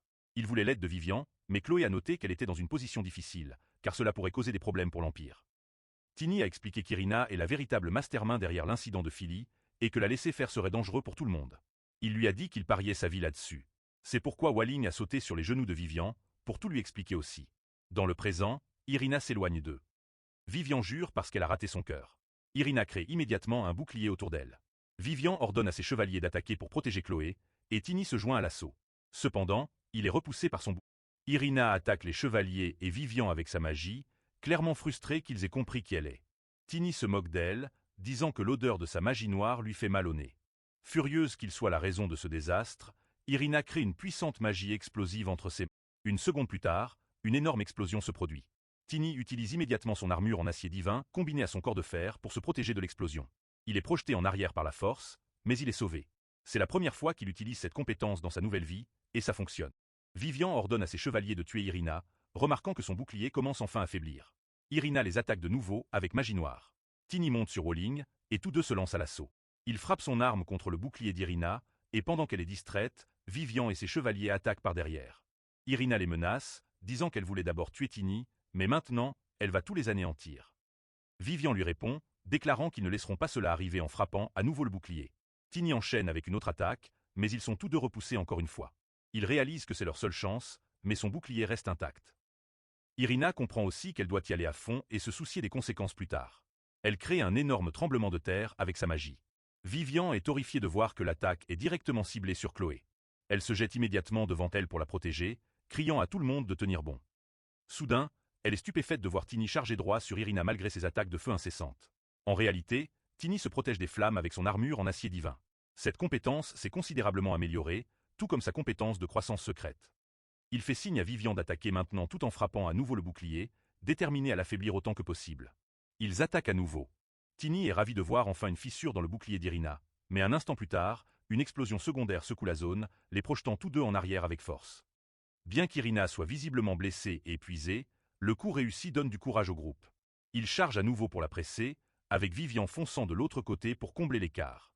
Furieuse de l'audace de ceux qui oseraient frapper une elfe, Irina riposte avec un torrent de magie de feu. La puissance de l'assaut laisse Vivian submergée, se demandant combien de force le mage peut encore avoir, seulement pour être stupéfaite lorsque Tini charge à travers l'enfer. En protégeant à la fois lui-même et son familier avec son armure, il réduit la distance jusqu'à se retrouver juste devant Irina, la frappant à la seconde suivante. Réalisant qu'Irina essaie enfin de se retirer, Vivian ordonne à ses chevaliers de finir le travail, mais la mage acculée se tourne vers un dernier recours désespéré, sacrifiant sa propre vie pour surcharger sa magie.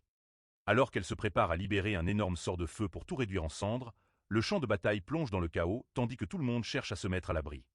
Se retirant de la zone d'explosion imminente, Tini réalise que les chevaliers sont complètement épuisés, le laissant seul pour trouver un moyen de neutraliser son pouvoir une bonne fois pour toutes. Il appelle Chloé, lui disant qu'il lui a donné assez de temps, c'est son tour.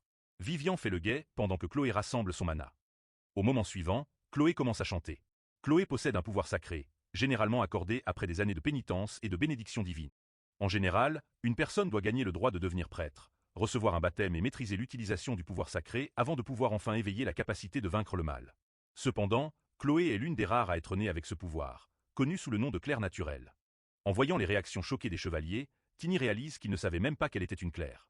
La famille Valentia a dû le cacher pour que Chloé ne soit pas forcée d'abandonner le mariage pour le sacerdoce. Tini sent que son pouvoir n'est pas encore à son plein potentiel, mais c'est suffisant pour repousser la magie noire et vaincre Irina. Un instant plus tard, l'attaque de Chloé frappe Irina de plein fouet. L'elfe n'arrive pas à croire qu'elle a été vaincue par un simple humain. Tini s'avance pour l'achever puisque tout le monde est épuisé, mais Chloé l'arrête. Elle explique qu'ils ont besoin d'elle vivante pour l'interrogatoire. Elle souligne que même en tant que clerc, elle n'a pas pu détecter l'énergie noire d'Irina, et elle veut découvrir comment c'est possible. Tini s'excuse d'avoir voulu l'achever. Chloé se demande si elle devrait soigner Irina pour l'interrogatoire, mais elle réalise rapidement qu'il est trop tard. La mage noire est déjà morte. Les chevaliers sont vraiment impressionnés d'apprendre que leur dame est une clerc. Chloé se tourne vers Tini et note qu'il n'a pas l'air surpris, ce qui signifie qu'il avait déjà compris. Tini admet qu'il le savait. Chloé est surprise car c'est un secret que seule sa famille est censée connaître. Tini explique qu'il ne peut pas lui dire comment il sait cela pour l'instant, mais il promet de tout lui révéler un jour. À sa grande surprise, elle accepte simplement cela. Tini continue en expliquant qu'Irina le poursuivait à cause d'incidents dans lesquels il était impliqué avant leur rencontre. Chloé devine que ces incidents doivent être similaires à celui impliquant Edmund, et Tini le confirme. Il admet qu'il craint qu'elle ne soit en danger à cause de lui, mais Chloé balaie ses inquiétudes. Elle dit que c'est son devoir en tant que noble d'éliminer les partisans des démons. Si elle devait mourir, cela signifierait simplement qu'elle était trop faible. Tini ne devrait pas se blâmer. Il décide d'accepter sa logique. En voyant son expression inquiète, Chloé devine qu'il pourrait être anxieux quant à sa réaction. Elle trouve son visage mignon et déclare qu'il agit en fin de son âge. Vivian intervient, le taquinant sans relâche sur son côté adorable. Pendant qu'il plaisante, Chloé mentionne qu'ils doivent signaler l'incident à son père. Elle décide d'envoyer un rapport officiel une fois qu'ils atteindront la ville la plus proche. En arrivant aux portes de Théban, ils découvrent quelque chose de totalement inattendu. Tini sait déjà qu'Esgar se soucie de sa fille, mais l'homme a vraiment exagéré en envoyant les chevaliers aux ailes bleues pour les accueillir. Chloé est visiblement gênée par le spectacle. Les chevaliers aux ailes bleues sont les élites de la force Valentia. Chacun d'eux est classé au-dessus de l'expert. Le vice-capitaine, Garand, s'incline devant Chloé avec ses 100 hommes. Chloé les remercie poliment, mais lorsque Garand mentionne à quel point son père a été inquiet, elle exprime son agacement qu'il ait envoyé autant de chevaliers juste pour sa sécurité. Garand lui rappelle que son père a tout à fait le droit de s'inquiéter, surtout depuis qu'elle a été attaquée par une mage noire. Il ajoute que le seigneur était occupé par une urgence, c'est pourquoi il n'a pas pu venir personnellement. Lorsque Chloé demande ce qui s'est passé, Garand explique qu'il y a 1 mois et demi, l'héritage familial, Tempus, a disparu. En discutant de la façon dont son père l'a toujours gardé sur lui, Tini réalise ce qu'est réellement Tempus. Il demande subtilement à Chloé si l'héritage est un artefact. Chloé n'est pas tout à fait sûre, car les secrets de Tempus ne sont transmis qu'au chef de la famille. Elle suppose juste que c'est un puissant artefact. Tini, cependant, a enfin compris.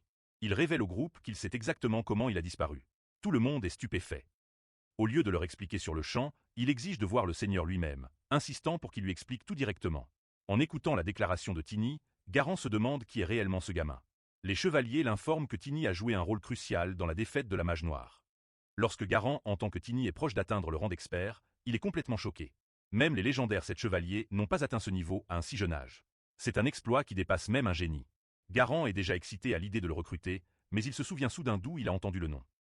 Tini est celui qui a envoyé la lettre concernant l'incident de Filet. Chloé est ravie d'être de retour dans sa ville natale. En regardant les champs de lilas qui les entourent, Tini lui demande si elle aime les fleurs. Elle répond que oui, ajoutant que ses parents les aimaient tant qu'ils l'ont surnommée Lila quand elle était bébé. Vivian mentionne à quel point Esgar aime sa femme, ce qui déclenche un souvenir chez Tini. Dans sa vie précédente, les derniers mots d'Esgar étaient un rappel qu'il n'aimait pas ses fleurs. Tini réalise maintenant qu'à l'époque, Esgar ne connaissait pas la véritable identité de Tini. C'est pourquoi le Seigneur lui a dit de le retrouver rapidement dans cette vie, afin qu'il puisse le rendre plus fort. Tini est déterminé à devenir maître de l'aura une fois qu'il commencera à s'entraîner sous Esgar. Il sait qu'il doit atteindre le niveau suivant bientôt. Il ne pourra même pas égratigner les membres de rang supérieur de l'armée des démons s'il ne peut. Il est résolu à éliminer chacun d'eux. Après un moment, ils atteignent Valentino, la plus grande ville de l'Empire Azran. Les chevaliers sont heureux d'être chez eux. Chloé demande à Tini s'il y est déjà allé, et il répond subtilement que c'est sa première fois dans cette vie. Avant qu'elle ne puisse lui demander d'expliquer, son père se précipite vers elle pour un câlin. Chloé esquive, le laissant tomber face contre terre. Elle le gronde, lui disant de maintenir sa réputation et exigeant qu'il s'excuse auprès des chevaliers pour avoir causé tant de problèmes.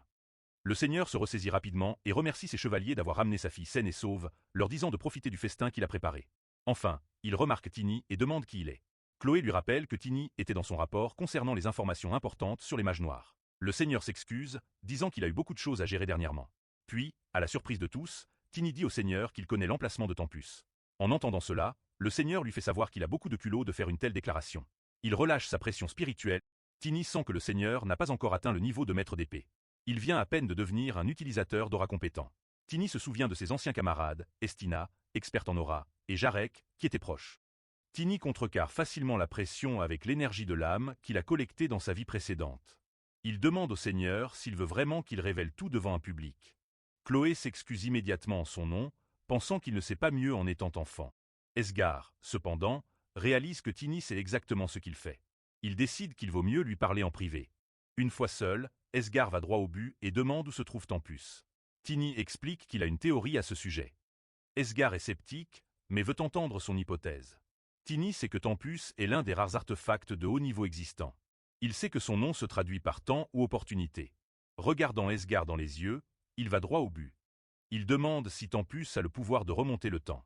Comprenant son propos, Esgar demande plus de détails. Tini explique le désastre à venir, un incident majeur prévu dans 20 ans. Après avoir entendu l'ampleur de ce qui arrive, Esgar comprend que ce n'est pas quelque chose qu'un enfant pourrait inventer. Il est particulièrement choqué que Tini connaisse les noms des gardiens de l'Arbre-Monde, le plus puissant marteau des nains et le plus grand guerrier des orques. Tini confirme la vérité. Ce furent ses camarades dans sa vie passée. Esgar confirme enfin que Tempus renvoie effectivement quelqu'un dans le temps, mais seulement en sacrifiant la force vitale d'une personne puissante. Lorsqu'il a hérité de l'artefact, on l'a informé des dangers de son utilisation et de sa fonction. Mais à l'époque, il ne croyait pas vraiment que cela fonctionnerait. Maintenant, il accepte la réalité. Il a vraiment renvoyé Tini dans le passé. Cependant, il admet douter de son propre jugement futur, se demandant pourquoi il choisirait quelqu'un comme Tini pour un tel fardeau. Tini est complètement abasourdi d'entendre. Esgar réalise qu'il aurait pu utiliser l'artefact sur lui-même pour remonter le temps. Avec son statut, son expérience et sa connaissance du futur, il aurait pu facilement préparer une immense force militaire pour écraser l'armée du Seigneur Démon avant même qu'elle ne commence. Il ne comprend tout simplement pas pourquoi son futur lui choisirait Tini au lieu de prendre la responsabilité lui-même. Tini se demande aussi. Il répond honnêtement que le futur Esgar savait exactement pourquoi il l'avait choisi, que c'était une question de cultiver son talent. À ce moment-là, Tini pensait vraiment qu'Esgar était devenu fou. Esgar accepte cette explication, mais ajoute qu'il ne savait pas exactement jusqu'où Tini serait envoyé. Tini est surpris de réaliser qu'Esgar a utilisé un artefact de voyage dans le temps sans en comprendre les limites. Esgar explique qu'il ne l'avait jamais utilisé auparavant, mais il était certain que Tini serait renvoyé à un moment de sa vie qui l'avait profondément marqué, celui où il a enfin compris qui il était. Alors que Tini assimile cela, son expression s'assombrit avec la lourde réalisation que ce moment précis marquait la mort de sa sœur. Remarquant le changement d'humeur, Esgar demande timidement s'il a fait quelque chose de mal en l'envoyant là-bas, mais Tini secoue simplement la tête. Il comprend que ce n'est pas la faute du Seigneur, et au contraire, ressent une vague de gratitude pour la chance de revoir sa sœur une dernière fois. Cependant, le Seigneur a une dernière chose à confirmer, demandant s'il y a d'autres preuves que Tini peut fournir. Quelque chose de si définitif qu'il serait impossible de ne pas le croire. Comprenant le poids de la demande, Tini prépare sa réponse. Il dit à Esgar que le nom de Chloé est lilac, dérivé de la fleur préférée de sa mère. Quand Esgar souligne que tout le monde sait cela, Tini lâche la vraie bombe. Le clé, c'est qu'Esgar lui-même déteste ces fleurs. En entendant cela, Esgar éclate de rire. Il admet que Tini dit la vérité. Il n'a jamais eu le courage de dire à sa femme ce qu'il ressentait vraiment à leur sujet, et maintenant qu'elle est partie, cela n'a plus d'importance. Il jure entre ses dents, déchiré entre l'envie de pleurer ou d'être heureux, maintenant qu'il doit accepter cet avenir sombre. Tini est juste heureux d'être cru, bien qu'il remarque que la version plus jeune d'Esgar a un sacré tempérament. Soudain, le Seigneur appelle l'un de ses chevaliers, Royer. Esgar surprend Tini en expliquant que, même si son futur lui aurait pu lui faire confiance, l'Esgar présent ne le connaît pas du tout. Il exige que Tini montre le talent que son futur lui a tant reconnu. Tini s'enthousiasme, prêt à prouver sa valeur. Cependant, une fois dehors, il réalise. C'est en fait assez injuste pour le Seigneur de tester son talent de cette manière, surtout puisque le futur Esgar était celui qui lui avait dit de se dépêcher de le trouver. Pour le taquiner, Tini demande avec arrogance si le Seigneur veut savoir quoi que ce soit sur l'avenir. Naturellement, il s'attend à un oui. Cependant, Tini est surpris lorsque le Seigneur répond qu'il n'est pas du tout intéressé par son avenir personnel. La seule chose qui l'intéresse, c'est le désastre à venir. Il interdit strictement à Tini de lui parler de sa vie personnelle ou de celle de ses enfants, expliquant que les gens ne font que des erreurs et des échecs. Il est certain que Chloé fera face à ses propres défis, et il ne veut pas que Tini lui enlève l'opportunité de grandir. Tini admet avec désinvolture qu'il ne sait en fait pas grand-chose sur Esgar ou Chloé. À l'époque, il luttait avec sa vie, donc il n'avait pas le temps de suivre leur vie personnelle. Esgar est visiblement choqué, saisissant Tini et le secouant en exigeant de savoir s'il possède vraiment des connaissances sur l'avenir du monde. En réponse, Tini explique qu'il est au courant des grandes commotions et bouleversements qui ont secoué le peuple, du moins dans une certaine mesure. Lorsque Tini demande ce qu'il veut de plus, le Seigneur explique que Tini n'a mentionné qu'une poignée de personnes. Il veut savoir ce qui s'est passé entre-temps. Quand Tini a l'air perdu, Esgar décide qu'il va devoir lui faire comprendre pour l'aider à se souvenir. Plus tard, alors que le Seigneur examine les détails fournis par Tini, son expression se renfrogne. Il n'est clairement pas content que sur les 10 grands désastres destinés à frapper, Tini ne puisse se rappeler qu'une quantité frustrante d'informations. Tini explique son manque de détails, admettant que la plupart de ses connaissances proviennent de rumeurs, de bruits de couloir et de ce que ses compagnons ont pu mentionner. En voyant la réaction du Seigneur, Tini souhaite grandir plus vite pour qu'Esgar le traite comme un égal. Esgar note que la seule chose vraiment utile que Tini a fournie est la prophétie de l'oracle concernant un guerrier et un saint mettant fin à la guerre. Supposant que ces personnes doivent avoir environ 20 ans maintenant, le Seigneur prévoit de les recruter et de les entraîner immédiatement. Tini souligne nerveusement qu'il pourrait même ne pas être né. C'est la goutte d'eau. Esgar est totalement frustré et traite Tini d'inutile. Lorsque le majordome mentionne qu'il a convoqué Royer, Esgar change d'avis et lui dit d'amener Drexley à la place. Il veut que Drexley donne à Tini une vraie leçon. En conséquence, notre garçon se retrouve maintenant devant le vice-capitaine des Chevaliers aux ailes bleues, Drexley Aénon, un redoutable guerrier de 5e niveau. Drexley le salue, mais il est visiblement confus lorsque le Seigneur lui demande de tester les compétences de Tini. Il commence à sombrer dans une légère crise existentielle, se demandant s'il est rétrogradé. Ses pensées sombres sont interrompues par la voix d'Esgar, lui ordonnant d'observer attentivement Tini pendant leur séance d'entraînement. Maintenant devant le garçon, Drexley essaie de comprendre qui il est. En observant le mana de Tini, il est stupéfait. Tini a déjà atteint le 2e niveau et est presque au rang d'expert. Malgré son apparence d'un enfant de 10 ans, Tiny, quant à lui, est distrait. Il pense à l'artisan qui a fabriqué son arme. Il l'aime. Alors qu'il rêve déjà d'obtenir quelque chose de plus grand et meilleur, Esgar lui ordonne de prendre la situation au sérieux. Il avertit Tiny que s'il ne se concentre pas, le seigneur oubliera toutes ses promesses. Esgar dit ensuite à Drexley de ne pas se retenir. Il doit juste s'assurer de ne pas tuer le gamin. Il se tourne vers Tiny et clarifie sa position. Il n'est pas le futur, lui qui a fait ses promesses. L'Esgar actuel doit voir un vrai potentiel avant de s'engager à l'aider. Tiny demande s'il doit vraiment battre Drexley pour gagner. Le seigneur explique la condition. Tiny n'a besoin que de porter une seule blessure au chevalier pour revendiquer la victoire. Notre gars accepte le défi avec un sourire confiant. Tiny est prêt avec son arme.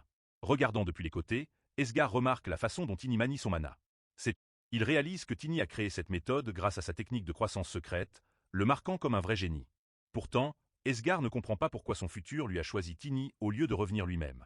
Avec ses propres connaissances futures, Esgar est certain qu'il aurait pu devenir un maître de l'aura. Il suppose qu'il doit y avoir quelque chose de spécial que son futur lui a vu en ce garçon, et il est déterminé à découvrir quoi. Il signe pour qu'ils commencent le combat avec tout ce qu'ils ont. Tiny invoque immédiatement Walling, et lorsque le chevalier ne bouge pas, il décide de prendre l'initiative lui-même. Bien que Drexley reconnaisse instantanément Walling comme un esprit, il reste confiant que cette invocation ne suffira pas à le vaincre, une assurance qui vacille rapidement lorsqu'il est surpris de voir Tiny esquiver sans effort sa première contre-attaque. Tiny riposte immédiatement, mais en voyant que son arme ne laisse même pas une égratignure, il commence à se demander si Drexley est l'un de ces rares combattants redoutables qui sont experts à la fois en attaque et en défense. Trouvant les mouvements de notre garçon de plus en plus intéressants, Drexley cesse de se retenir et lance une attaque puissante. Mais Tiny parvient encore à esquiver. Réalisant qu'il a besoin de plus d'élan pour percer, Tiny pousse sa vitesse à la limite, laissant Drexley abasourdi par sa vitesse. Pour contrer cela, le brute saisit son arme fermement et la frappe au sol, brisant la terre pour ruiner le terrain de Tiny et le forcer à ralentir. Alors que Tiny saute dans les airs pour éviter la vague de choc qui en résulte, il voit déjà le marteau de Drexley se balancer vers lui, le forçant à une esquive désespérée et étroite. Il remarque que même si le marteau est beaucoup plus grand qu'une épée longue, Drexley le manie comme s'il ne pesait rien. Tiny réalise que Drexley se bat habituellement avec un bouclier, ce qui signifie que son style dépend fortement de la défense. Il décide de changer de tactique. Alors que Drexley balance à nouveau le marteau vers lui, Tiny saute dans les airs une fois de plus. Drexley crie un avertissement pour que notre garçon arrête de se déplacer comme un animal acculé. Depuis les côtés, Esgar observe que Tiny a commencé à lire le rythme du combat, esquivant chaque coup lourd avec une nouvelle aisance. Témoignant de cet évitement sans effort, Esgar commence à reconnaître que la prétention d'être l'un des 10 chevaliers pourrait ne pas être que de l'arrogance. Pourtant, malgré l'admission que le garçon possède un talent remarquable, Esgar se sent loin d'être satisfait. Sa patience finit par céder, et il crie à Drexley d'arrêter de lui apporter une telle humiliation. Fr. Poussé par la frustration, Drexley se jette en avant avec toute sa force. Une vague d'alarme envahit Esgar, réalisant que le chevalier invoque son arme d'âme. Fr. Bien qu'Esgar comprenne qu'il doit intervenir, son ordre arrive trop tard. Au lieu de fuir, Tiny charge droit vers la tempête. L'air semble se fissurer. Fr. Une énorme explosion éclate à l'impact, engloutissant les deux combattants dans un flash lumineux. Tiny tombe au sol, gravement blessé par l'impact. Fr. Cette vue déclenche une colère immédiate chez Esgar, qui tourne sa frustration vers Drexley. Ce dernier tente d'expliquer que la blessure était involontaire, mais le seigneur n'écoute pas. Fr. Il se précipite aux côtés de Tiny, le réprimandant pour sa témérité. L'objectif était de tester ses capacités, pas de le mettre en danger. Malgré sa douleur, Tiny sourit, affirmant que c'est une victoire. Fr. En regardant Drexley, Esgar comprend la réalité de leur affrontement. Quand Drexley a utilisé son arme d'âme, Tiny n'a pas seulement encaissé, il a contre-attaqué. Fr. Bien que la force de l'arme de Drexley ait fait tomber Tiny, il a réussi à frapper le visage de Drexley en même temps. Esgar souligne que Tiny a failli mourir pour une victoire vide, mais Tiny reste têtu. Fr. Il explique que sa vie a été une série de luttes désespérées. Sans se pousser à ses limites, il n'aurait jamais surmonté ces obstacles. Sa préoccupation n'est pas sa santé, mais prouver sa valeur au Seigneur. Fr. Ému par cette détermination, Esgar comprend pourquoi son futur lui a choisi de lui faire confiance. Il reconnaît l'esprit de Tiny et promet de lui donner ce dont il a besoin. Tiny perd finalement connaissance. Fr. Il se réveille plus tard, surpris de la rapidité de sa guérison. Le Seigneur l'attend, notant sa vitesse de récupération avant de l'emmener pour une discussion privée. Tiny apprend qu'il a été inconscient pendant une demi-journée. Fr. Leur marche est interrompue par une Chloé en colère, qui gronde son père d'avoir traîné un blessé. Le Seigneur se défend, rappelant que les blessures de Tini étaient de sa propre faute.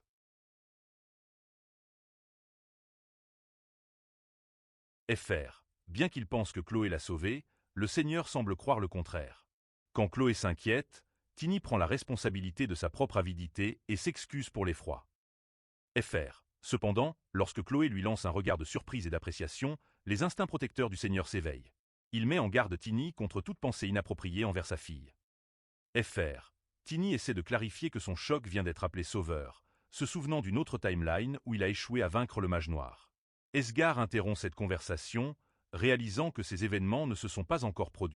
Fr. Il renvoie Chloé pour qu'elle se concentre sur sa cérémonie de passage à l'âge adulte, le laissant seul avec Tini pour discuter de sujets plus sérieux. Elle accepte à contre-cœur.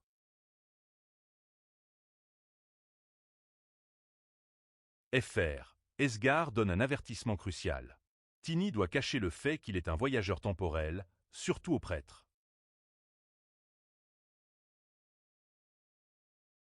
Fr. Il explique que le flux du temps et de l'espace est le domaine du Créateur. Même la déesse ne peut pas y interférer légalement. Pour un humain de défier ces lois est considéré comme le péché ultime. Fr. Ils conviennent de garder le secret de Tini dans un cercle restreint, y compris les chevaliers qui seront leurs futurs camarades. Ils décident d'exclure un groupe connu sous le nom de Goddess Hand.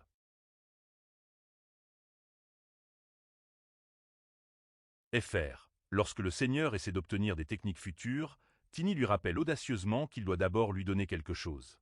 Il se moque de lui, l'appelant vieil homme distrait, ce qui lui vaut une tape rapide sur la tête. Fr. Il décide qu'avant d'avancer, il doit lui donner une leçon de respect. Cependant, il a l'intention de tenir sa promesse. Il se prépare à enseigner à Tini une technique secrète de croissance. Fr. La séance d'entraînement commence mal, Tini ne prêtant pas attention et commençant à ronfler. Ce manque de concentration lui vaut une claque d'Esgar, impatient de commencer leur leçon. Fr. Le Seigneur explique que le système de croissance de la famille Valentia repose sur 4 piliers. Maîtriser le mana, apprendre un style de combat spécifique, acquérir un attribut de niveau 3, puis gagner une capacité d'aura de niveau 7. Fr. Tini réalise que cette approche complète est la raison pour laquelle la famille maintient un tel pouvoir.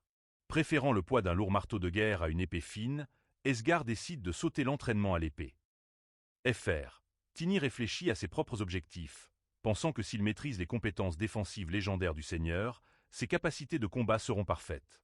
Mais le Seigneur propose une offre plus séduisante.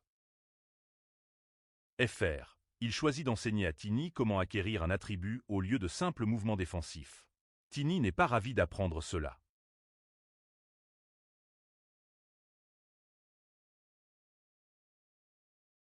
Fr. Pendant ce temps, un groupe mystérieux de mages se réunit pour discuter de la mort d'Hélène. Leur chef note qu'elle était un outil vital pour détruire le cœur d'Elphaem. Il soupçonne que son tueur est un jeune descendant de la famille Morse, se référant à Tini. Fr. Craignant que l'Empire n'atteigne Tini en premier, le chef ordonne à ses subordonnés de rassembler des informations sur lui immédiatement, tout en soulignant que leur priorité reste leur affaire avec le royaume de Karine. Fr. De retour sur le terrain d'entraînement, Tini est sceptique quant à la possibilité de choisir un attribut spécifique. Il suppose qu'il retrouvera naturellement l'attribut explosif de sa vie précédente une fois au 3e niveau. Fr. Esgar le corrige, notant que bien que Tini soit juste un enfant, son corps est anormalement lourd à cause de sa technique de croissance secrète.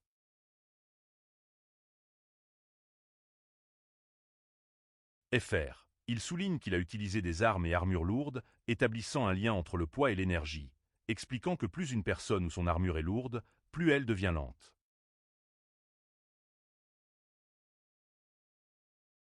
Fr. Le Seigneur introduit le concept de gravité, une force identifiée par une minorité de mages. Il explique qu'en maîtrisant cet attribut, Tini peut transformer sa masse lourde en avantage. Fr. Il peut stocker d'énormes quantités d'énergie et augmenter sa force de manière exponentielle. Esgar souligne qu'il peut acquérir des attributs de base au rang expert avec cette capacité. Fr. Alors qu'il continue d'expliquer le concept, Tini a du mal à saisir la théorie scientifique. Quand le Seigneur décrit la gravité comme une force qui attire les objets vers le sol, Tini rejette l'idée, arguant que si le sol les attirait, tout le monde serait collé au sol. Fr. Le débat s'intensifie alors que le Seigneur essaie d'expliquer pourquoi les objets tombent de haut, mais Tini l'ignore, considérant cela comme un simple fait de la vie.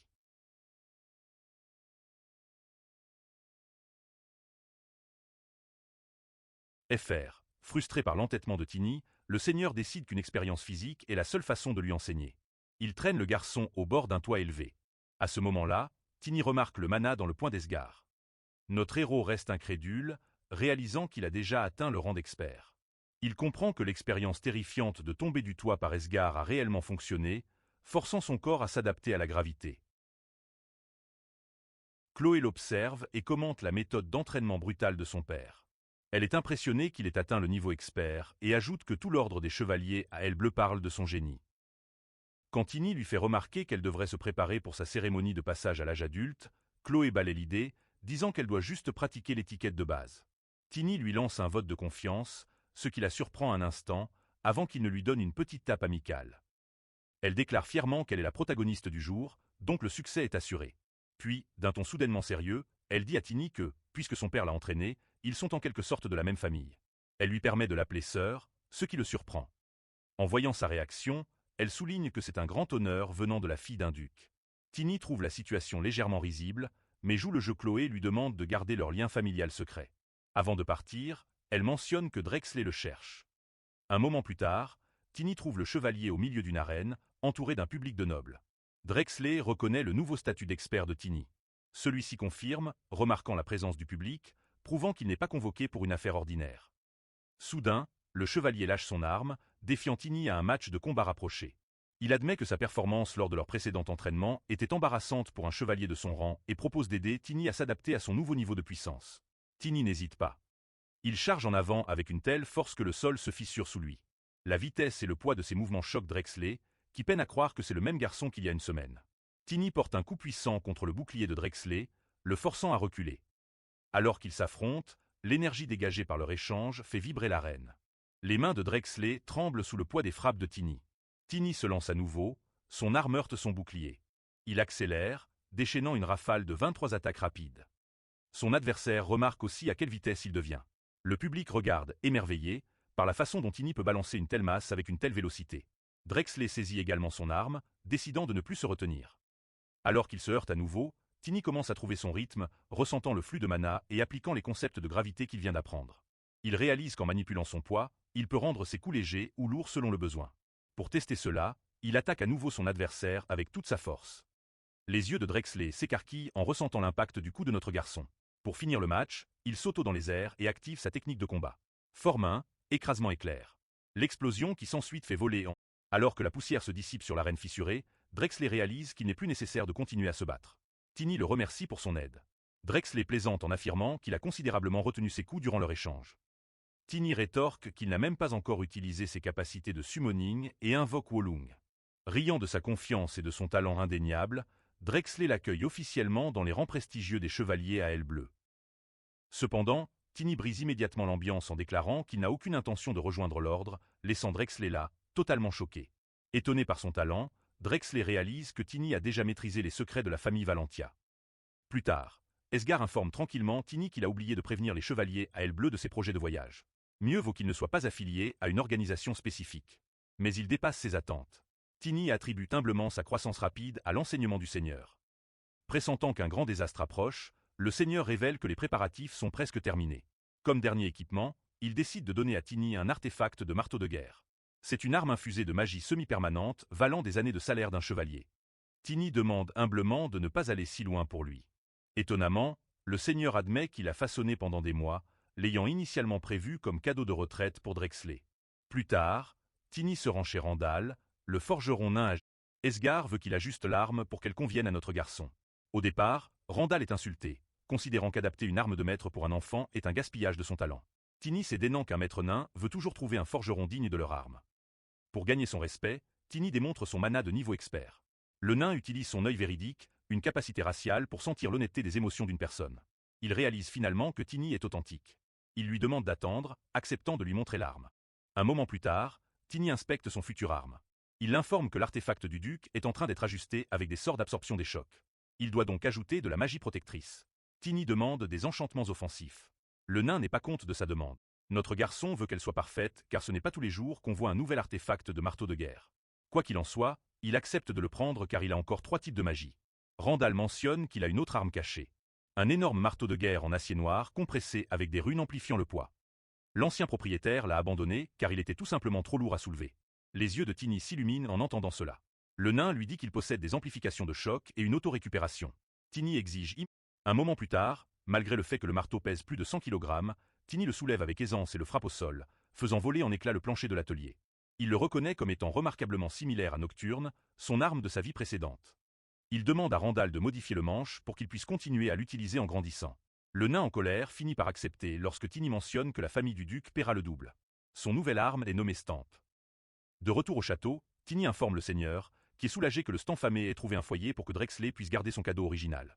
Avec 2 semaines avant que l'arme soit prête, Tiny prévoit de se concentrer sur l'entraînement. Lorsqu'il utilise un terme de la langue orientale, Esgar est surpris de l'entendre. Le seigneur est impressionné que Tiny étudie les langues orientales, notant que cela lui offre une couverture parfaite pour son passé mystérieux. Cependant, l'ambiance change lorsqu'il discute de l'engagement imminent de Chloé avec le prince héritier. Tiny l'avertit une fois de plus que le prince est destiné à mourir le jour du mariage. Cet incident mènera à un second désastre où la famille impériale sera anéantie. Par conséquent, la nation sera détruite. Dans sa vie précédente, Chloé est devenue connue comme la princesse héritière de la malchance. Esgar admet qu'il sait tout cela, mais il reste confiant de pouvoir changer ce destin. Tiny souligne qu'ils n'ont pas d'informations précises. Esgar commente à quel point Chloé est incroyable, mais il sait aussi qu'elle doit apprendre beaucoup de choses. Tiny admet qu'il sait qu'elle sera laissée à gérer un empire en ruine dans la misère. Esgar est déterminé à faire ses choix avec soin cette fois-ci. Tiny ne conteste pas, mais exprime sa détermination à sauver Chloé à sa manière si le plan du seigneur échoue. La conversation prend un tournant brusque lorsque Tiny parle de Chloé avec un peu trop de familiarité.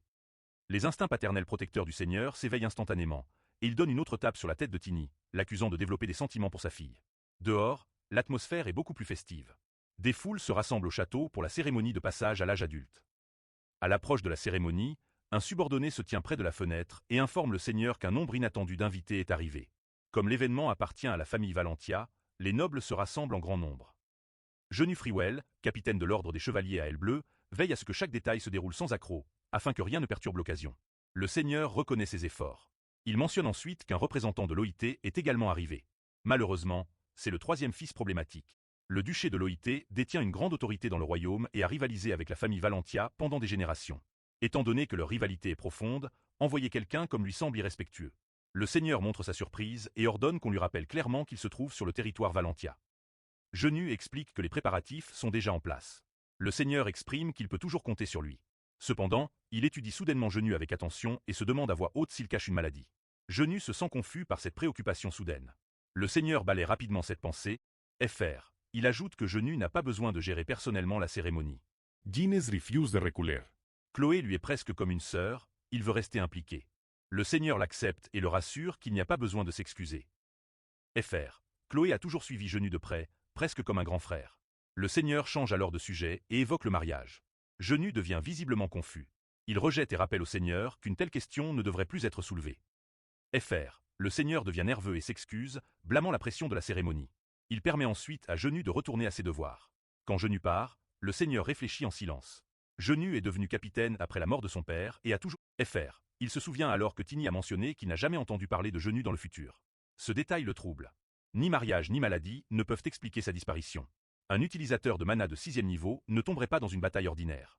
Le seigneur conclut donc que la seconde calamité... Fr. Pendant ce temps, Tiny s'entraîne dehors et respire lourdement en pensant à Genu. Il réalise qu'Esgar a raison. Avec tant de nobles mêlés à des tensions politiques, des problèmes lors de la cérémonie semblent très probables. Le nombre de figures puissantes augmente le risque. Fr. Bientôt, Chloé s'approche de lui. Il craint que rester dehors ne soit inapproprié, car de nombreux délégués sont déjà arrivés. Vivian explique qu'elle essaie même de l'empêcher de se promener librement. Chloé admet que la pièce à l'intérieur est étouffante et qu'elle se sent plus... Fr. Elle est aussi heureuse car elle peut rencontrer Walung. Tiny invoque Walung et lui propose de passer du temps avec lui. Elle devient excitée et prend Walung dans ses bras, sentant qu'être à ses côtés rend tout moins ennuyeux. À ce moment-là, Tébron von Loété arrive et salue Chloé avec assurance. Fr. Il loue sa beauté et se présente avec fierté. Chloé est surprise en réalisant qu'il appartient à la famille Loété. Il se présente avec confiance et agit comme si leur connexion était déjà décidée. Il suggère que, puisque c'est leur première mission, ils